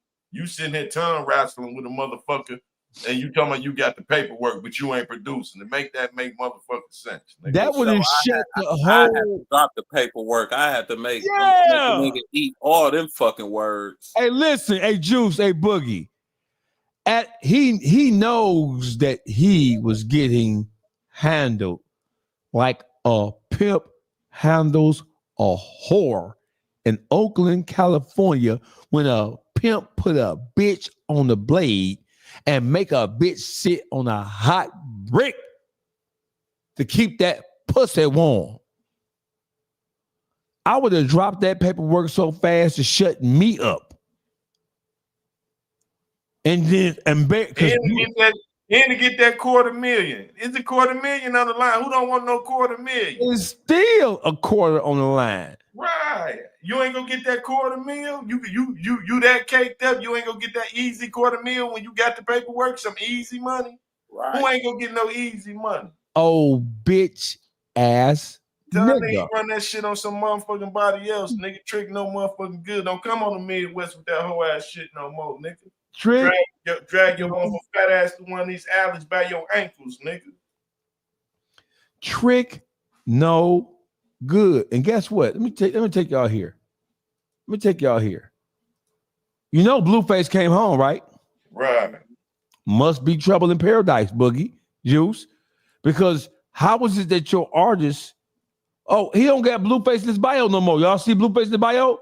It says join the R&B show YouTube channel, Wack100 exposures. Follow my queen, your whore. Follow your whore. It says RN. Is that whore? Is that I can't really see. What does it say? Whore. I can't really see. I don't see Blueface manager in here. I didn't see him at the release. I didn't see him there to pick him up when he got released with his family and shit. Do we see Blueface in here? No. Let's go to this lady's situation. Let's see. Is she shouting out Blueface? No Blueface. Look at those teddies though. To everyone who wished me a happy birthday. Look at these. Boy, ain't nothing like a good pair of knockers, though. Yeah. Fake, though. They fake. They ain't real, Juice. You don't think they real? They're not real. She had her body did. Boogie, you don't think they real? Hell no, they ain't real. Come on, Boogie. Man, they ain't real at all, nigga. Let me see. Yeah, her whole body did. Ain't nothing like a good pair of titties, though. What's this? I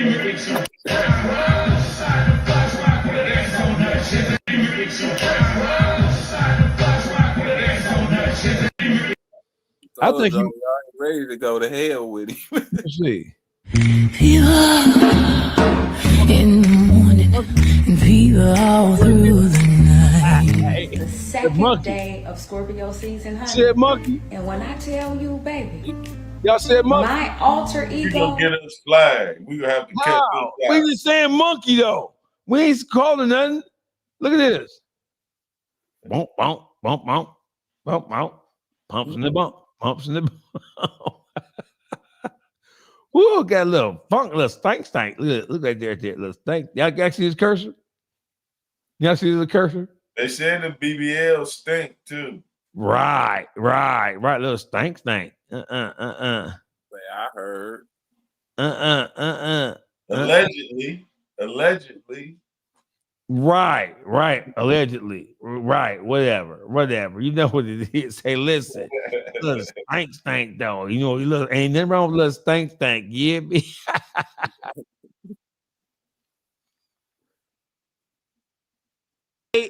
Is it a way that could be posted? Like, shit, I'll throw it on the page if you want. Who cares? Definitely it can be posted. Listen, by the way, academics. Do you have the real work? Yes, I have it right here. Is there a way it can be posted? Yes, it can be posted. You just said 35 minutes ago that you spoke with Tony the Tattletale Johnson's lawyer and that you were supposed to be going into it's Tuesday, bitch ass nigga. We had this conversation on the biggest podcast in America, urban podcast, Academics. He was streaming live on TikTok, on Twitch, everything. It's Tuesday, bitch, it's Wednesday. What we doing? Still ain't produced it. You trying to dig up some dirt on dog face? Bitch, you gonna be a digging bitch. That little $3,000 house you say I live in? That's what them bitch ass niggas in Detroit who've been feeding you information about me say, but they lied at you, bitch ass nigga. They lied at your bitch ass boy. He told you to tell T Grizzly to put up $50,000 that it ain't true. Yeah. So T Grizzly gonna put up $250,000. I'll put up 100,000 right now. You ain't got 100,000. You don't know me at all, bro. I bet 100. You ain't got 100. You ain't got 100, bitch. You don't know me, bro. I'll bet you that. Ask if I got 100. Screenshot it right now. I bet you ain't got 100. We paid that bet. You broke ass nigga. Shut your broke ass up. You a broke ass nigga. You got it all on your EBT card. You bitch ass nigga. You ain't got no. Hey, hold on, nigga. One of those broke niggas. You live in a $3,000 house. He's one of those broke niggas who live in a $3,000 house. You need to add about $600-700 onto that 3,000, bitch ass nigga. So bet fuck out of here. You ain't got no 100,000. Shut up, bet, nigga. We paid your bet. Stop talking so much. Take the bet. So we paid that bet, nigga.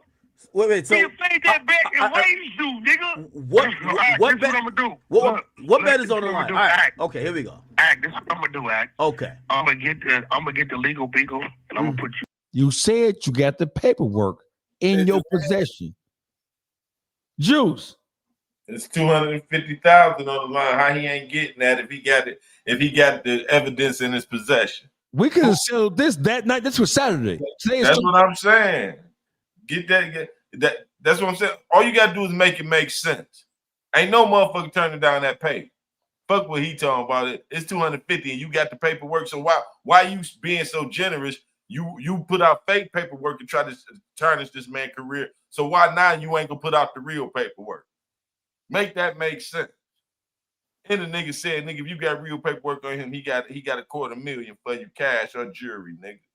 Take it how you want to take it. It's the Burger King. I brought the paperwork to that nigga front door myself. Here you go, nigga. He could have just flashed it right then on social media. I'd have been an asshole. Hey, listen, hey, Juice just said it. Hey, Juice, he sent Act that fake ass text between him and Shooter trying to prove that he wasn't talking about or bringing up T Grizzly. Why you couldn't send him page 2 and page 3? Because page 1 wasn't getting it, player. You feel me? You feel me? Illegal. Beagle, you said you have paperwork, nigga. What are you talking about? Yeah, I do.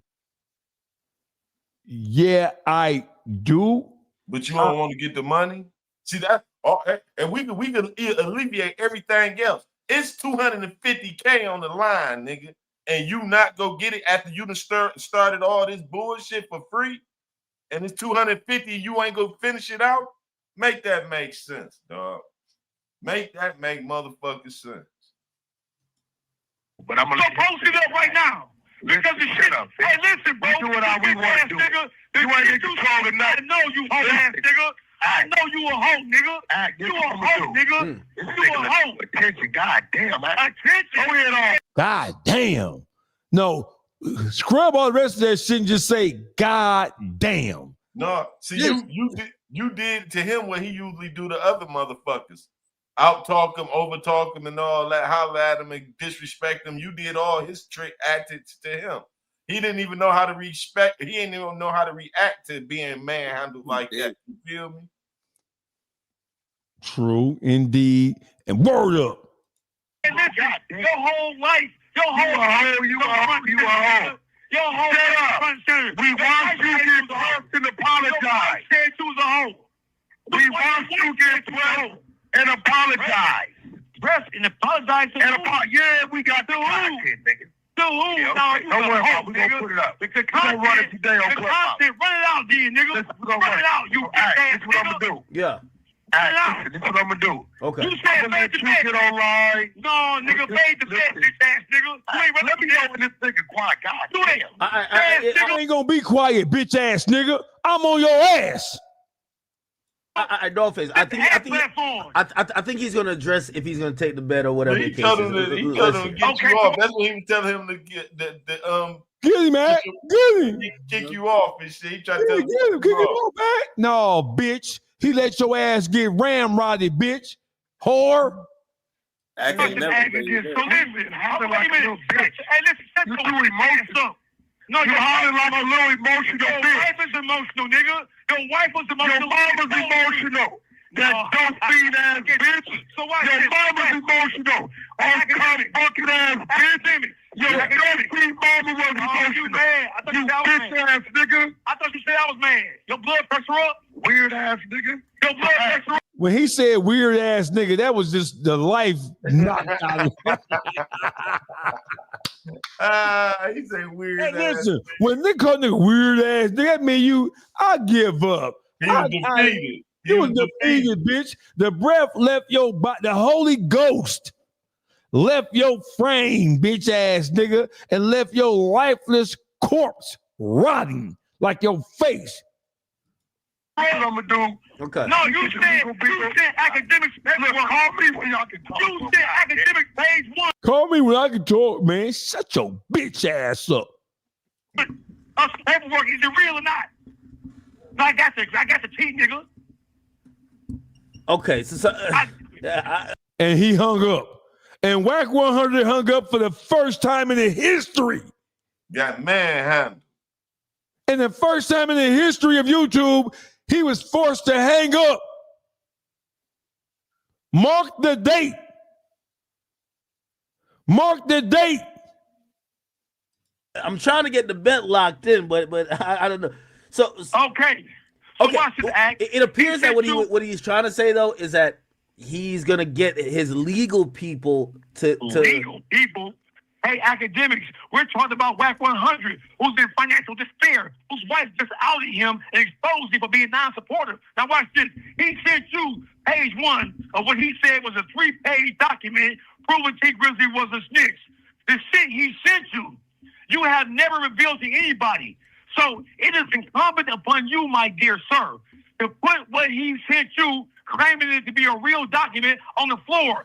What he sent you was an appeal document for the 2nd District of the state of California, where in which Tony Johnson is appealing a sentence. Now listen. Hold on, no, you're right. So he sent me page 1 of a document. I don't know how many pages, but it was an appeal document. Actually, right. I think I could probably put that up because you guys are at the stage we betting and stuff like that. Let me put that thing. Yeah, put it up. So don't forget, he told you that he had the official paperwork. Yeah, let me see. And it was going to prove that T Grizzly, that document is fake. I can prove to you it's fake. I already, listen, you want to know how that document is fake? Once you put up, all people have to do is go to the California State of Appeal website. California State of Appeal website. The document that he sent academics was a California State of Appeal 2nd Division document appealing a sentence of burglary in the 1st degree. How can you appeal something when you haven't been found guilty of something? Ain't adding up. In the infamous words of Johnny Cochran, if it don't fit, y'all know the rest. And we have a new term, ack. It ain't acting. Take that motherfucking number on that document and let's look at the document. The document number is, it's the 2nd Appellate District Division 2, case number 23 CC Charlie Delta Frank 1424. Put that case number, it is open for public scrutiny. No appellate document is sealed. This is not no fucking RICO case. This is a burglary. So, first of all, so we put it in the system. Go to www.com. Okay. California State of Appeal. So by the way, I'm gonna put the here it is. This is the. He was just texting Wack, telling Wack, I'm gonna call you in a minute when I get done with dog. I can't just cut him off. It's gonna look suspicious. What y'all think? I know it was texting me for sure. For sure. Document in question. We got it on the screen. Yeah, go right there. So, all right. So we got it on the screen now. Now I'm going to send you 2 documents right now. Right here. Okay. Now check your text message, Act. That's the official website right there for the California State of Appeal. All case numbers, like the one that is cited on that document that he sent you the other day, supposed to be verifying T Grizzly was wrong. Type it in yourself, right on the chat, so the chat can see that the document number on that paperwork comes up as 0 zilch.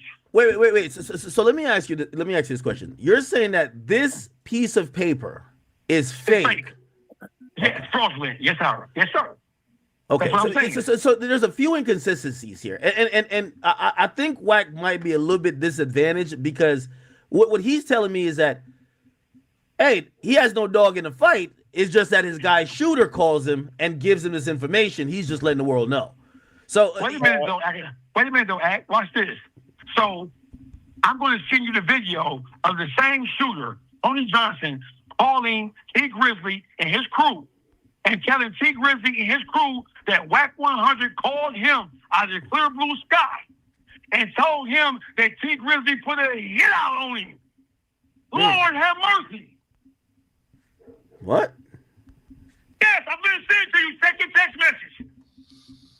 I'm going to send you all this shit. Check your text message.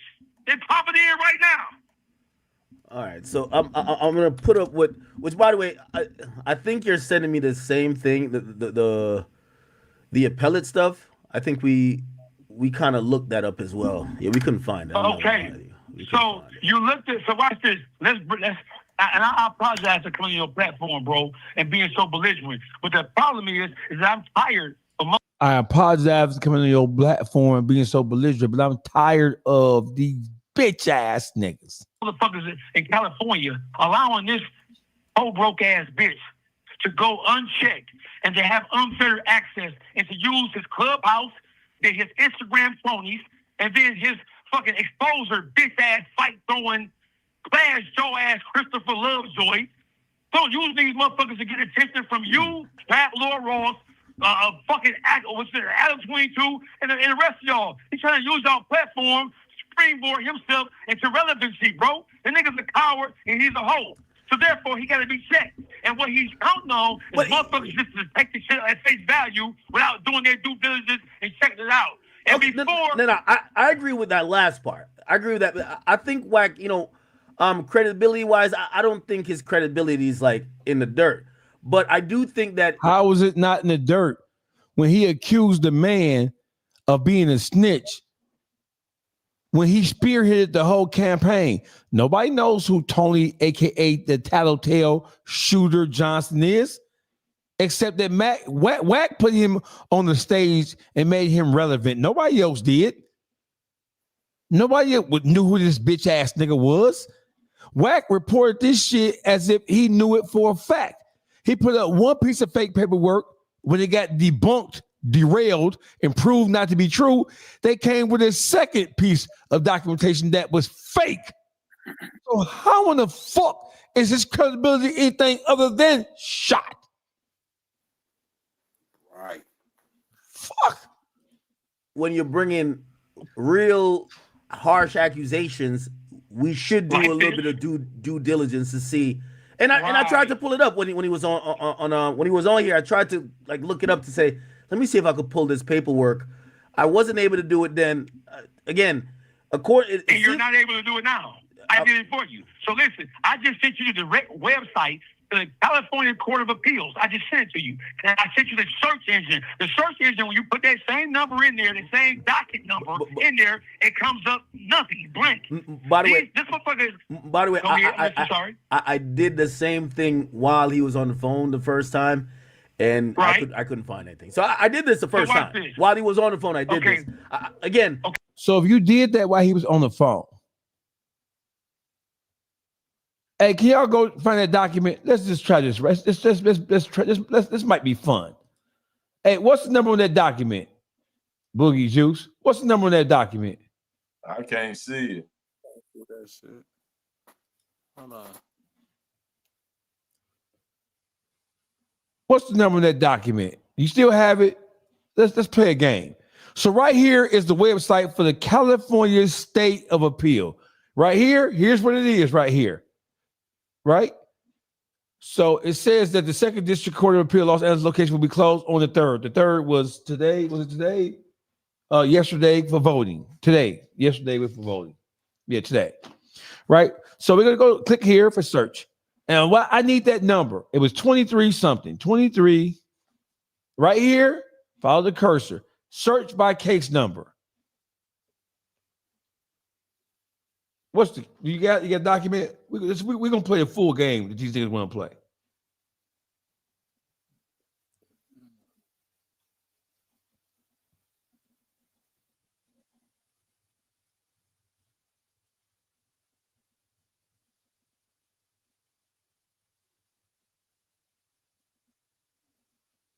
Where is that fake ass document?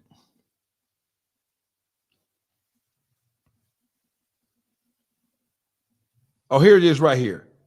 Here it is. So it's 23 CC DF 01424. That's the number. Let's search it. What do we see? What do we see? What does it say? Can I blow this bitch up? Can I blow this bitch up? Let's go all the way with this motherfucker. Y'all see that? Yeah. What does it say? Hold on. My bad. Hold on, my bad. What does it say? Case not found. Case not found. Fake paperwork. Case not found. Who do you bitch ass niggas think y'all playing with? You got 20 spies and y'all let 5 niggas from Detroit outdo 20 spies?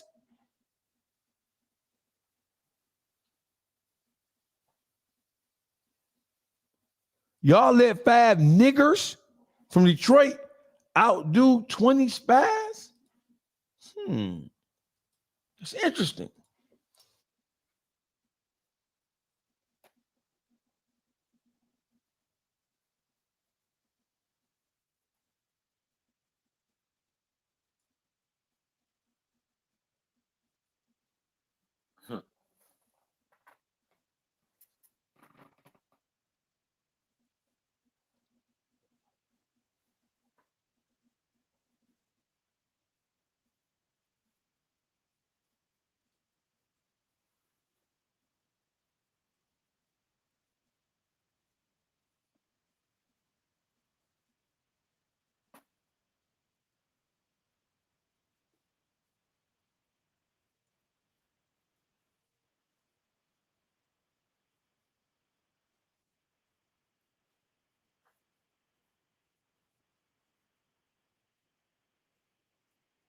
Put it back on the screen, doggy. What happened, Boogie? Put us back on the screen. It still blew up.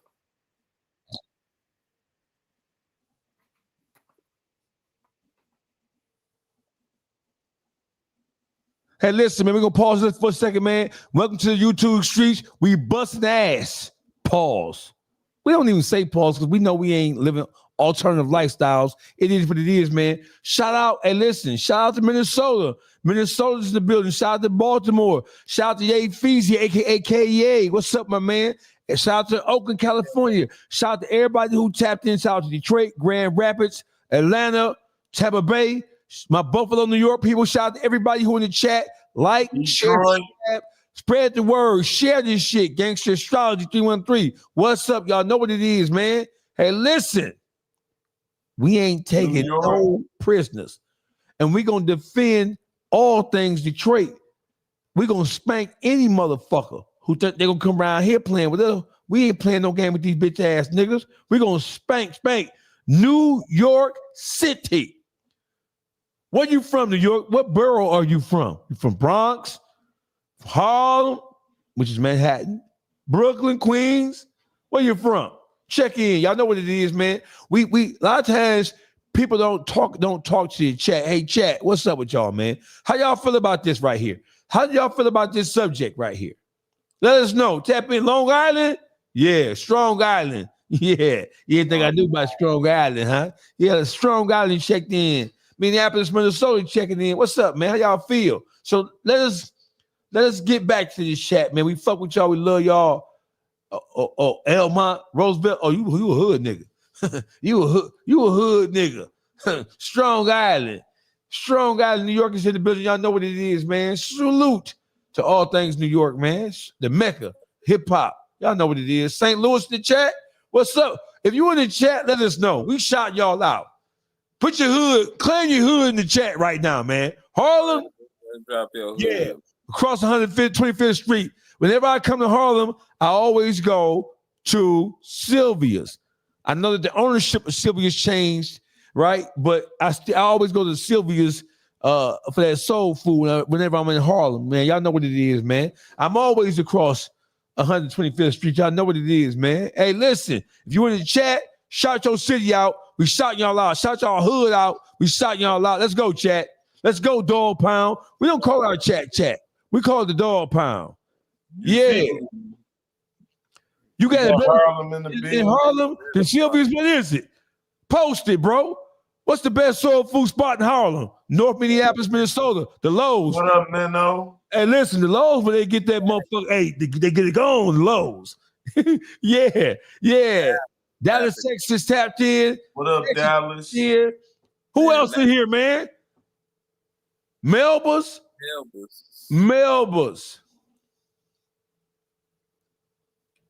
Hey, man, relax. We gotta shout the motherfucking chat out.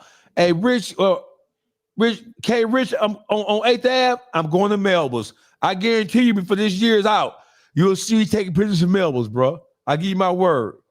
The food better be good, bro. I'm gonna screenshot this shit. I'm gonna talk about your ass if the food ain't good. Let's get back to the content, though. You know, Bam is an impatient ass 6 Mile East Side motherfucker. Let's go. He said, nigga.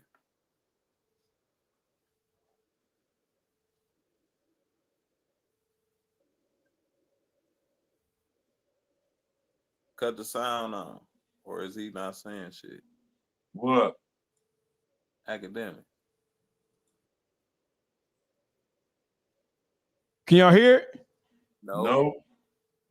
All right, so let's go. So we already finished up that, but let's go to this one right here. All right.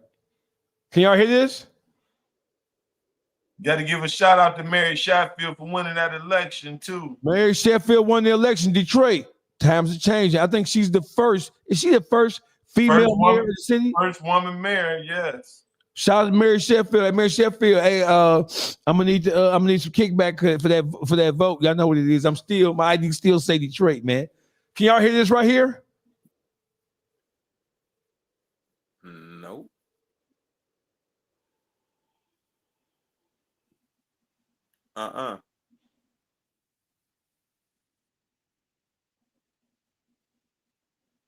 Hold on.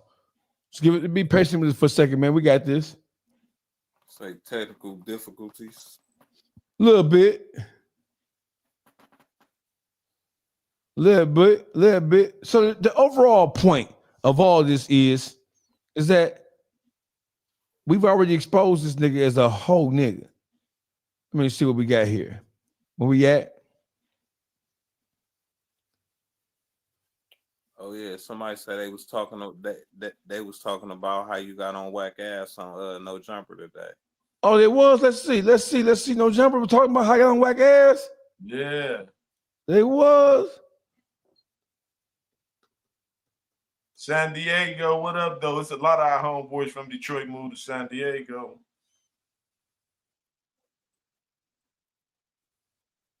Don't it always rain out there? Don't it always rain in San Diego? No, San Diego's straight. Somebody sent that clip of what No Jumper is talking about how I destroyed that bitch ass nigga Wack100. Somebody sent that clip, man. Oh, that's the desert boogie. There don't be no lot of rain in the Cali.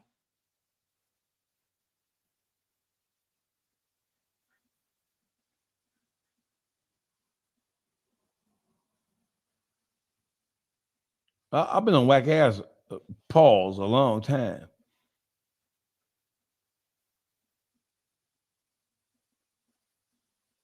Aunt Hefe, a bitch ass nigga.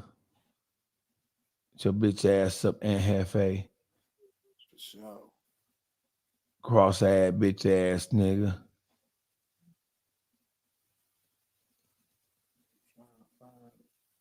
Oh, it's so much dog face shit on this bitch. I don't know where to start at with this motherfucking shit nowadays. You hear me? No Jumper. Say No Jumper. Let's go No Jumper. Let's see what we got here.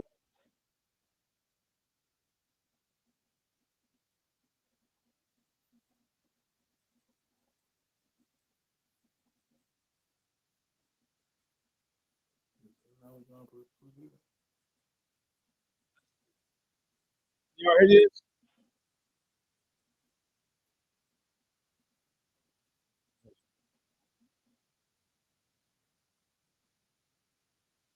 Let's go to the last trick. Y'all hear that? Nope, ain't nothing up there. And then up there? Don't see nothing or we don't hear nothing. All that ad to say, my bad. You know how, I'm a hood nigga. You know I'm a hood nigga. Shout out to everybody who tapped in. Shout out to everybody who's checking in. Yeah, Wack is definitely good. East side Detroit checked in. Y'all know what it is, man. Can y'all see this right here? Yeah.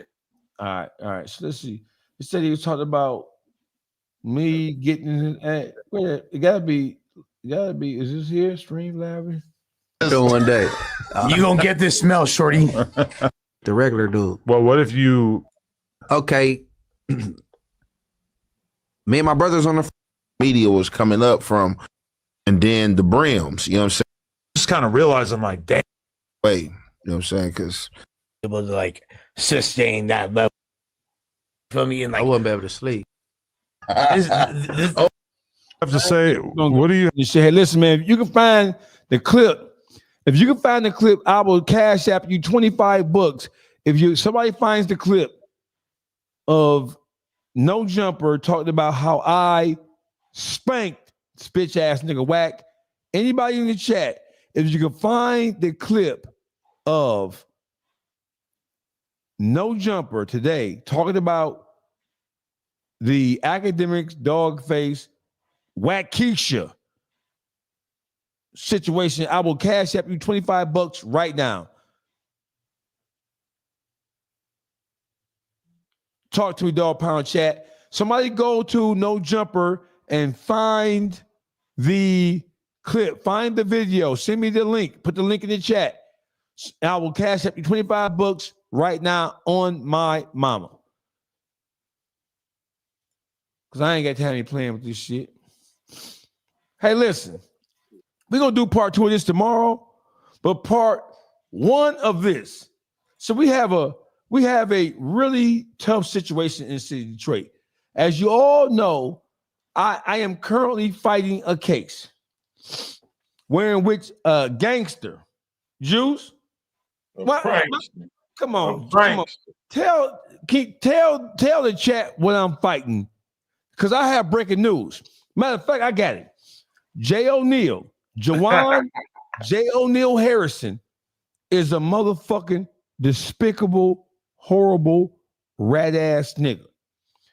Right now, I'm fighting a case in Macomb County, Michigan, wherein which street lord, dirty glove goon, gangster disciple, all by his own claiming, east side Detroit nigga pressed charges on me. BMF, ain't he BMF? Yeah, he probably BMF too, right? Dirty glove goon, BMF, street lord, all of them. He multitasking. He all that shit. Right. He all that shit. This bitch ass nigga. Can you tell them what this nigga did, Juice? Boogie, can y'all fill the people in? What he did was, you talk about what he did to you? No, we know I'm fighting the case right now. Know what I'm saying? But I'm free to talk about what I want to talk about. I'm not threatening him. I'm just simply telling the motherfucker what he did. He pressed charges on me, and I'm fighting the case right now. Yeah, what he did. All right, we know about Dogface, so let's move on. We're gonna give you what we came across and what Dogface actually brought to me. So this ain't his first time. This not his first time. This is not his first time. That's what we about to get to, Juice. This is not his first time. This nigga, he told on a female. This is way before he thought to go tell on Dogface. 2021. This is 2021. A female. And a lot of East Side people know her. What's her? Star? No. Her name is Shakira. They call her Smiley. Last name. I was reading the paperwork, so I got you. Her name is Shakira. Stark. Stark. Shakira Starks. AKA Smiley. AKA Smiley. She locked up right now. She was sentenced to 8 years. Her daughter, what's the daughter name? Ajane.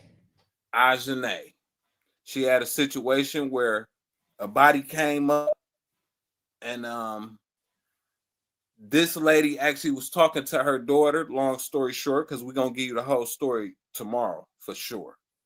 She was talking to her daughter. She was dealing with Jay O'Neal, and he overheard some things. She leave the nigga alone. She done with him. She don't want to mess with him. He say, you going to jail, bitch. Whatever information he knew, he told. He in paperwork. He been doing this type of work for a long time. Motherfucking police ass nigga. And the people here around, they know this. All right, before we get that, we got content. We got Bontent, like we in Bumpton.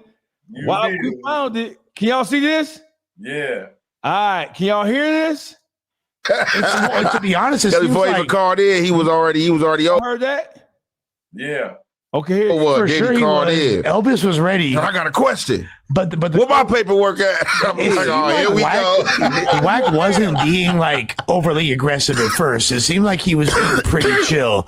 And then when you first asked that question, he like answered in a chill way. It's like as it escalated, you know what I'm saying? You were kind of because you really wanted him to. That was an incomplete answer, bro. You know what I'm saying? You know what I'm saying? Like, yeah, you needed like you ain't kind of a snitch. You either a snitch or you ain't. Like, who the fuck? You feel me? You don't have half a tail. You either got a tail or you don't. Bro, about who? Huh? Who was either half a snitch or not? Anybody. It ain't like nigga Adam, he kind of told. Nah, he told. Is it he told or he didn't? But Wack is in a crazy spot right now. I don't know if you're familiar with this, but I watched like literally 2 hours of Academics uploads about this. But so basically, you know, Wack brought the T Grizzly paperwork to the table. And I guess he got that from Shooter. And basically, like, T Grizzly talked to Academics on the phone. And he said, I want to bet Wack that paperwork is real. And T Grizzly also said, and this not is real, you mean? that's not real. So this is basically how you know that T Grizzly's telling the truth, because T Grizzly said, Wack can put up 10K, I'll put up 250K, and if the paperwork is fake, you got to give me 10K, but if the paperwork is real, I'll give you $250,000. I heard something about that back when it was fresh. Right there is like, he basically can't be lying, right? If he's a man of his word. If he plans on dipping off on not paying the debt, then he could be lying. But basically that means that T Grizzly's like 100% confident that the paperwork is fake. So Wack starts getting in. There's a guy named Dogface. I don't know where the fuck Dogface came from. Not Dogface, the guy who was drinking the cranberry juice. No. Not that guy. Not him. Like a social media dude, right? Do content. I don't know anything about him. I just know Ag was on the call with him, and Dogface was basically like barking on Wack all crazy, and Wack ended up hanging up. And then why he hung up? He hung up like for the first time ever. Right? But the guy started dissing his girl and shit. So I think that was his reason for why he got off the call. He shouldn't let people know that get to him so easily. You know what I'm saying? Yeah, I got some stuff I'm gonna look through today. See, the thing about that, right? Baby Shooter, like, as you know what I'm saying, being a member, he shouldn't even be getting involved in them games. Definitely being behind bars and jail. And that's what I didn't understand about the content coming out and it getting put out there, because the only way you put that out there, like the statutes and limitations had to run out. But it's just, I don't know, man. Like, I don't know, man. It was just too much. That you know, big fella. I don't know who big fella is, but you know that shit some weird whole shit. You know that. Shout out to Mount Elliott Boy Bam. Hey, listen, leave it up to Mount Elliott Boy Bam, who I'm trying to convince to come on the podcast to become a permanent member of the YouTube streets, because this motherfucker is an information guru about all things Detroit and all things hip hop, and he good with politics and everything else. Hey, listen, back to Jay O'Neal. Jay O'Neal is a bitch ass nigga. Do we all agree? By a show of hands. If you agree that Jay O'Neal is a bitch ass nigga, raise your hand. Oh, okay. So listen. So Jay O'Neal, he started dating a female who they call Smiley, Eastside Smiley. Her name is Shakira Starks. Her daughter name is Ashanae Horton Starks. There was an incident that took place in which somebody was shot and killed at a pool party in Warren, Michigan. Warren, Michigan is where Eminem is supposedly from, across 8 Mile. on the Macomb County side of 8 Mile, on the Macomb County side of things, right? When Smiley, so Jay O'Neal was dealing with Smiley when her daughter was accused of committing a homicide at a pool party. When Shakira, aka Smiley, broke up with Jay O'Neal for being a bitch ass, jealous hearted ass, hoe ass nigga like he's known for being, Jay O'Neal then called the police and told the police that he knows who killed the person at the pool party, and it was Smiley's daughter, and that he knew where the car who the police was looking for that was said to be a part of the homicide was in her garage. Jay O'Neal turned this woman in. Go ahead. And that's after a whole year had passed. Mm-hmm. So she was dealing with him, and she cut him off at some point where she don't want to fuck with him. Everything, I'm not going to say the situation was overlooked, but it probably wasn't even fucking getting looked at. It probably was a cold fucking case. She left this nigga alone. The police get a phone call. Anonymous tip. That nigga a tipster and shit. He didn't even call the tip line. Listen, he told her he was gonna tell. Oh yeah, he told her that he was gonna tell. He did tell her that, but the nigga he still called. He called anonymously. Yes. So listen, Jay O'Neal is friends with Al Nuke. He's best buddies with Street Lord Juan. He claims to be a street lord, dirty glove, go-getter. I forget that whole go-getter hoe ass niggas, right? This nigga belongs to more gangs and more organizations than Boy Scout. This nigga claims to be street lord, a dirty glove goon, a go-getter, a GD, East Warren nigga, BMF, all this shit. I want y'all to listen to this shit because tomorrow night, Smiley, aka Shakira Starks, Eastside Smiley, will be live on air, reporting live from the penitentiary. That this nigga sent her to. Listen to this, people. Motherfuckers just ignoring the fact that what happened is still fucking with. Y'all heard that? Yeah. All right, there we go. Let's rock. Yeah, for real. He a whole ass nigga. The nigga, I knew his brother Hen. That's why I even knew about him as some years ago, back over 10, about 14 years ago. Okay. He was trying to talk to me for 6 years. I finally get a nigga the time of day. I was getting ready to go to Vegas, me and my cousin. And he wanted, I had started hanging out with him a little bit and stuff. So he jumped on the flight to Vegas and followed me there. We started dealing with each other kind of tough then. What year was that? Well, not really. This was 2021 when all the shit happened. I went to Vegas the end of May. Okay. And he followed me. So, we messed around and stuff, whatever. And he just getting deep in, trying to, I was getting the house built from the ground up, all this type of shit. I got approved for this mortgage. I had a lot of shit going for myself. And he was trying to put some money in with my new house. I told him, no, you moving too fast. He told people I was his fiance. No, I'm not your fiance, but we're trying to see what it's going to be. So long story short, my daughter ended up catching that case at the beginning of June. And, her daddy been in her life since the belly. So when she got put on the news, her and a few other people, I had to go meet him and her grandma and discuss some things about a lawyer because they put on there for their homicide shit. So he knew I had to go meet him, and he was like, all right, like he was a real jealous ass nigga. So I go over there to meet him and his mama, and I leave my phone in my truck. My baby daddy don't like talking around phone. So we talking or whatever, and then when I get back in my truck, this nigga done called me 19 times, 19 face calls that I missed. So I call him back. I'm like, what's going on? He was like, damn, you can't answer the phone. Why you? I say, no, I was talking to them, and I left my phone in the truck. And that nigga like, oh, are you over there fucking on this nigga? Fucking on this nigga. I said, listen, we not about to do that. You know, I'm 43. This nigga ain't touched me since 2000.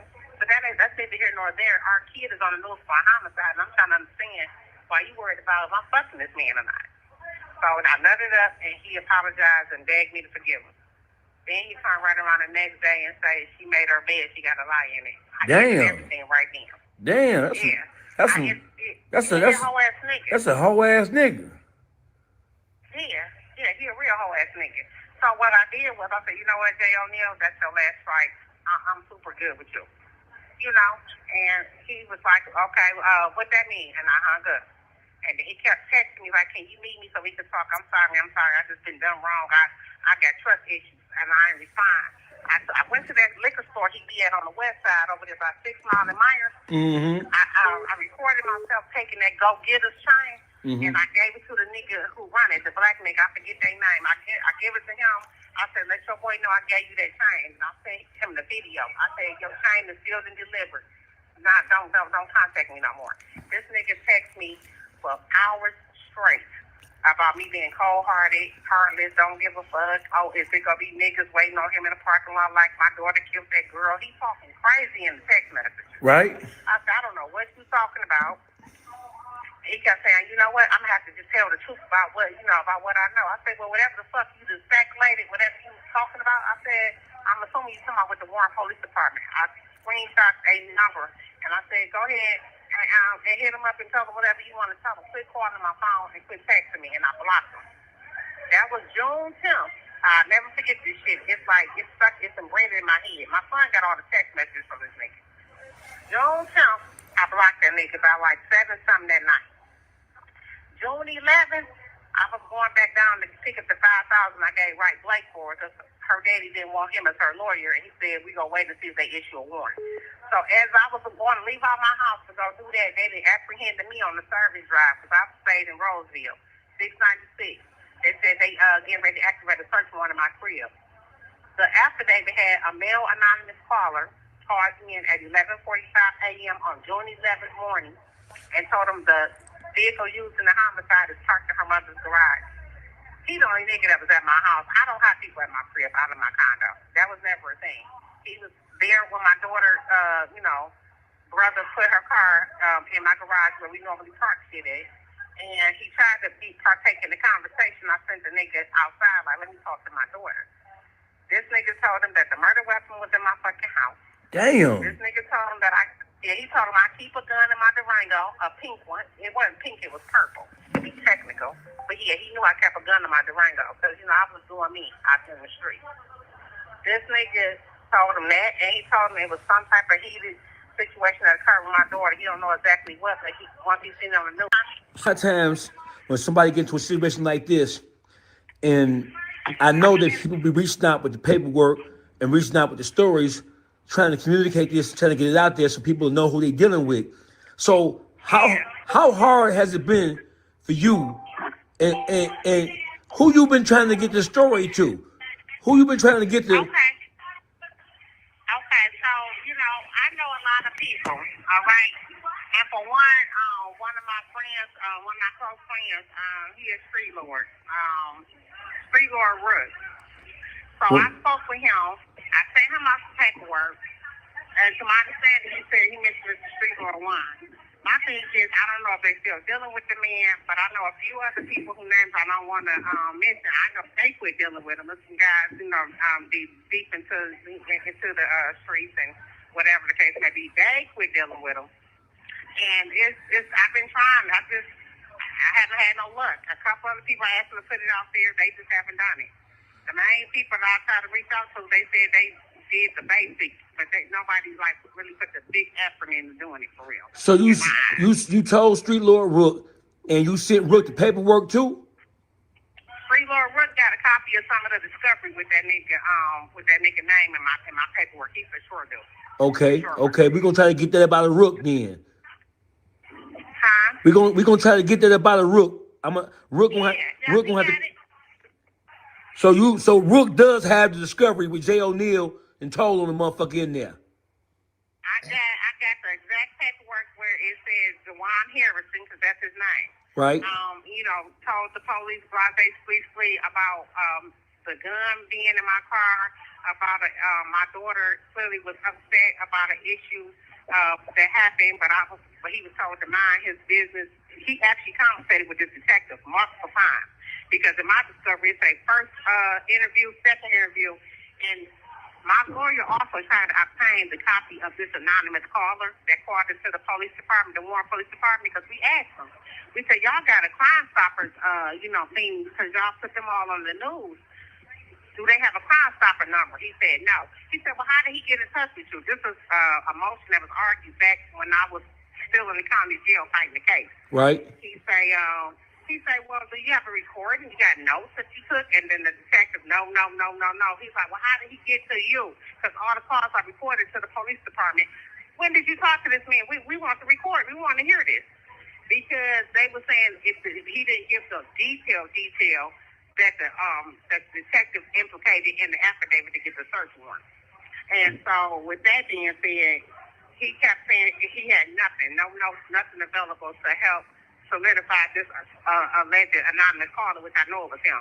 It's a male anonymous caller. It was him all day. Right. So and like I said, my son, No, so in your paperwork, the paperwork that you got, it specifically spells out that he was the person who called and dropped that information. Okay. Now it says that the interview with the detective, it says that Jawan Harrison, it says that he told the police that I keep a pink gun in my door in my Durango that I was driving at the time. He told them that my daughter came over and my son took her car that was used in the homicide and put it in the garage. I know he was an anonymous caller, but I'm telling you what's in the discovery. In the discovery, it say Jawan Harrison told them about the gun. Jawan Harrison told them that my daughter was clearly upset, and we didn't want him to hear the conversation going on. But he know that my son parked her car in the garage, and then he seen it on the news about the homicide. Listen. Now that's what he's in the discovery text saying to this police officer. I need that I need that motherfucking discovery. And if Rook gonna surrender that motherfucking discovery, and we gonna set Detroit on fire. Cause for one, not only is this nigga dead ass 100% wrong, but then you got a lot of these niggas out here covering up for these niggas, knowing these niggas wrong. Yeah. Now we ain't gonna have that shit. We ain't gonna have that. Yeah. We gonna get some understanding around this bitch tomorrow. Yeah. Okay, yeah. I for sure mailed it to Rook at one of his offices. I did that back when I was in the county. And then he told me a couple people that he mentioned it to. I know he had some stuff going on, personal-wise family matters that he had to situate. That's my dog, though. That's my friend. Oh yeah. So listen, I ain't gonna spank Rook ass, but I ain't gonna, cause Rook, I don't fuck with the street lords. You hear me? And I especially don't fuck with street lord wine bitch ass, right? But so at the whole time, I don't got no problem with Rook. But Rook gonna have to surrender that motherfucking paperwork. Ain't gonna be no motherfucker hiding around here. Yeah. Okay, well, I sent him a copy of it back in like 2022 when I was in the county. I've been in the prison since 2023. I've been locked up since 2021. So what I could do also, now it's some freedom of act information. This stuff is available in my daughter's discovery and my discovery as well. If you have any issues obtaining a copy of the discovery, because that should be part of the FOIA Act, right? Yes, it is. Yes, absolutely. Yeah, so if somebody could go to the Warren Police Department, you want a copy of her packet, her discovery packet, her last name is Horton Stark. Okay, so hold on 1 second. I want to make sure I say her name clearly for me. Okay, her name is Ajane, and her last name is Horton Starks. It's hyphenated. Okay, Horton Starks. Yep. Horton. Last name Starks. Go. Horton Starks. It's HORTON hyphen ST as in Tom ARKS. All right. Her first name is Ajane, ASHINAY.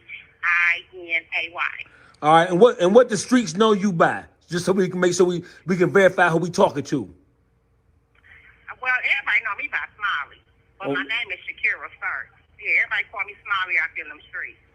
All right, so And listen. that's what that nigga called me as well. But you can get my copy of my paperwork. But I'm gonna dig out what I got here. But at the end of the day, I done got moved around, and I had to send a lot of paperwork home from the county. They wouldn't let me bring it to the prison. Right. You know how they do sometimes. They make you send stuff home when you about to find out. All right, So with that being said, yeah. Okay, so listen, I'm gonna give you the flow so you can talk to Detroit about this nigga Jay O'Neal, because a lot of times when you locked up like that, you get frustrated because you can't get your message out. So I'm gonna stop talking. I'm gonna stop talking and let you deliver a message to Detroit about Jay O'Neal. Okay. You got to go now? Yes, ma'am. All right, so basically, Jay O'Neal, Jawan Harrison, he is a hoe ass, snitch ass, bitch ass nigga. Because for the simple fact, you know, I was a single mother with 4 children. And because of his selfish ways, because I cut him off, this nigga went to the police and put me and my daughter under the gun line and sent Warren Police Department to my house and told them I was hiding stuff in my house pertaining to the homicide my daughter was allegedly involved in Warren, Michigan. He for sure did it. He's in my discovery tag.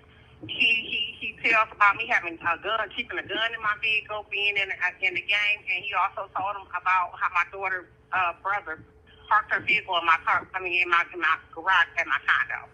He's not to be trusted. If you or him have an issue and he know anything about you, he go fucking put it out there. He's a snitch. He got to be informant with the police, because there's no way that Warren Police Department should have kicked in my door just from an anonymous caller calling that morning. They came and knocked my doors down. So that tell you he got some type of power. And then I heard later on down the line that this nigga did that to other people's little spots and stuff, that their doors kicked in. I heard it from the streets later. I wasn't aware of it, but he ain't to be trusted. That nigga's a wreck. He's a wreck, and he is a dirty ass, grimy ass, piece of shit ass, bitch ass nigga. He ain't shit. I'm telling you. All right, I hate him. all right, I got you. I appreciate this. I'm finna put this shit on the internet right now. Okay, you got my commission. Put it out there, and we about to work on getting this paperwork right quick so you can see it in black and white. Now I got matter of fact, well, everybody know me by Smiley, but my name is Shakira Stark. Yeah, everybody call me Smiley out there in them streets. All right, so And listen. that's what that nigga called me as well. But you can get my copy of my paperwork. But I'm gonna dig out what I got here. But at the end of the day, I done got moved around, and I had to send a lot of paperwork home from the county. They wouldn't let me bring it to the prison. Right. You know how they do sometimes. They make you send stuff home when you about to find out. All right, So with that being said, yeah. Okay, so listen, I'm gonna give you the flow so you can talk to Detroit about this nigga Jay O'Neal, because a lot of times when you locked up like that, you get frustrated because you can't get your message out. So I'm gonna stop talking. I'm gonna stop talking and let you deliver a message to Detroit about Jay O'Neal. Okay. I have to go now? Yes, ma'am. All right, so basically, Jay O'Neal, Jawan Harrison, he is a hoe ass, snitch ass, bitch ass nigga. Because for the simple fact, you know, I was a single mother with 4 children. And because of his selfish ways, because I cut him off, this nigga went to the police and put me and my daughter. Yeah, it already played that. It started over. Okay, I got you. So what are we thinking about this? What we got going on with this shit? Shit, that nigga the most diabolical rat it is. God damn it. I can't believe shit he say as far as on no gangster shit. That nigga should never talk no motherfucking gangster shit. You feel me? With all this police shit. This nigga worse than 6ix9ine, dog. This nigga jumping on niggas' paperwork. He ain't had nothing to do with that. He went volunteer. Hey, let me holler at y'all. You feel me?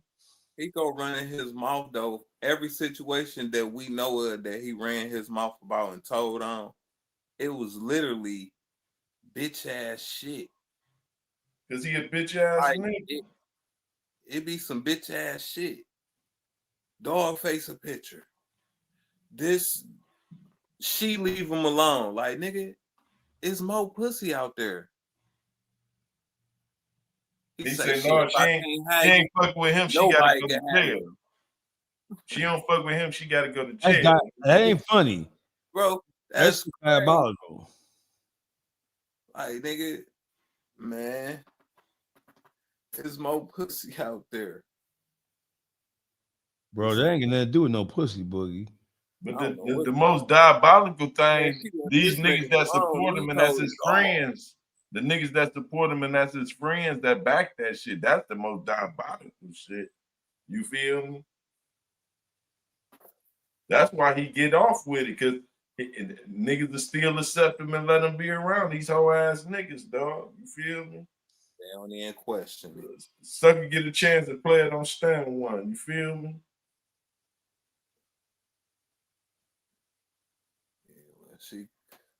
She gonna be on here tomorrow to tell it. Hey, listen, a nigga up there with hard work jig when it comes to that rat shit. I got to put this up. I have to put that comment up. Don't get Juke started. Do not get Uncle Juke started with this subject because he gonna spaz out. Man, these niggas. No, we gonna wait till tomorrow and take him down through there, drag that motherfucker through the YouTube streets by his motherfucking ankles, nigga kicking and screaming, bitch. Like the whole nigga that he is and shit. For real. You tuned into the best. My name is Dogface Calderon, YouTube streets. Hey, tomorrow night, 7 o'clock, join us. Shakira Smiley Starks is gonna be live. If you have questions, I want y'all to spread the word. Jay O'Neill told on her and her daughter about a murder case. Her daughter got locked up, is in prison now, doing almost 2 decades of homicide, and she's in prison for aiding and abetting after the fact her daughter. Jay O'Neill told on her. We got the paperwork. It's in the email. You know, hey, listen. We got everything. Real paperwork. Hold on. Real paperwork. That fake ass Wack100 shit on. We got that work. Right here. You can't hold on. Let me turn this off for you. Let me see so we're on the same page here. We don't do no pump faking on the YouTube streets. Hold on. Let me get rid of all none. There you go. Now look at this right here.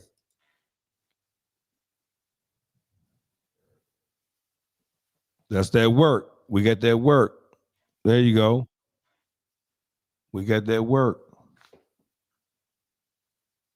We got that work.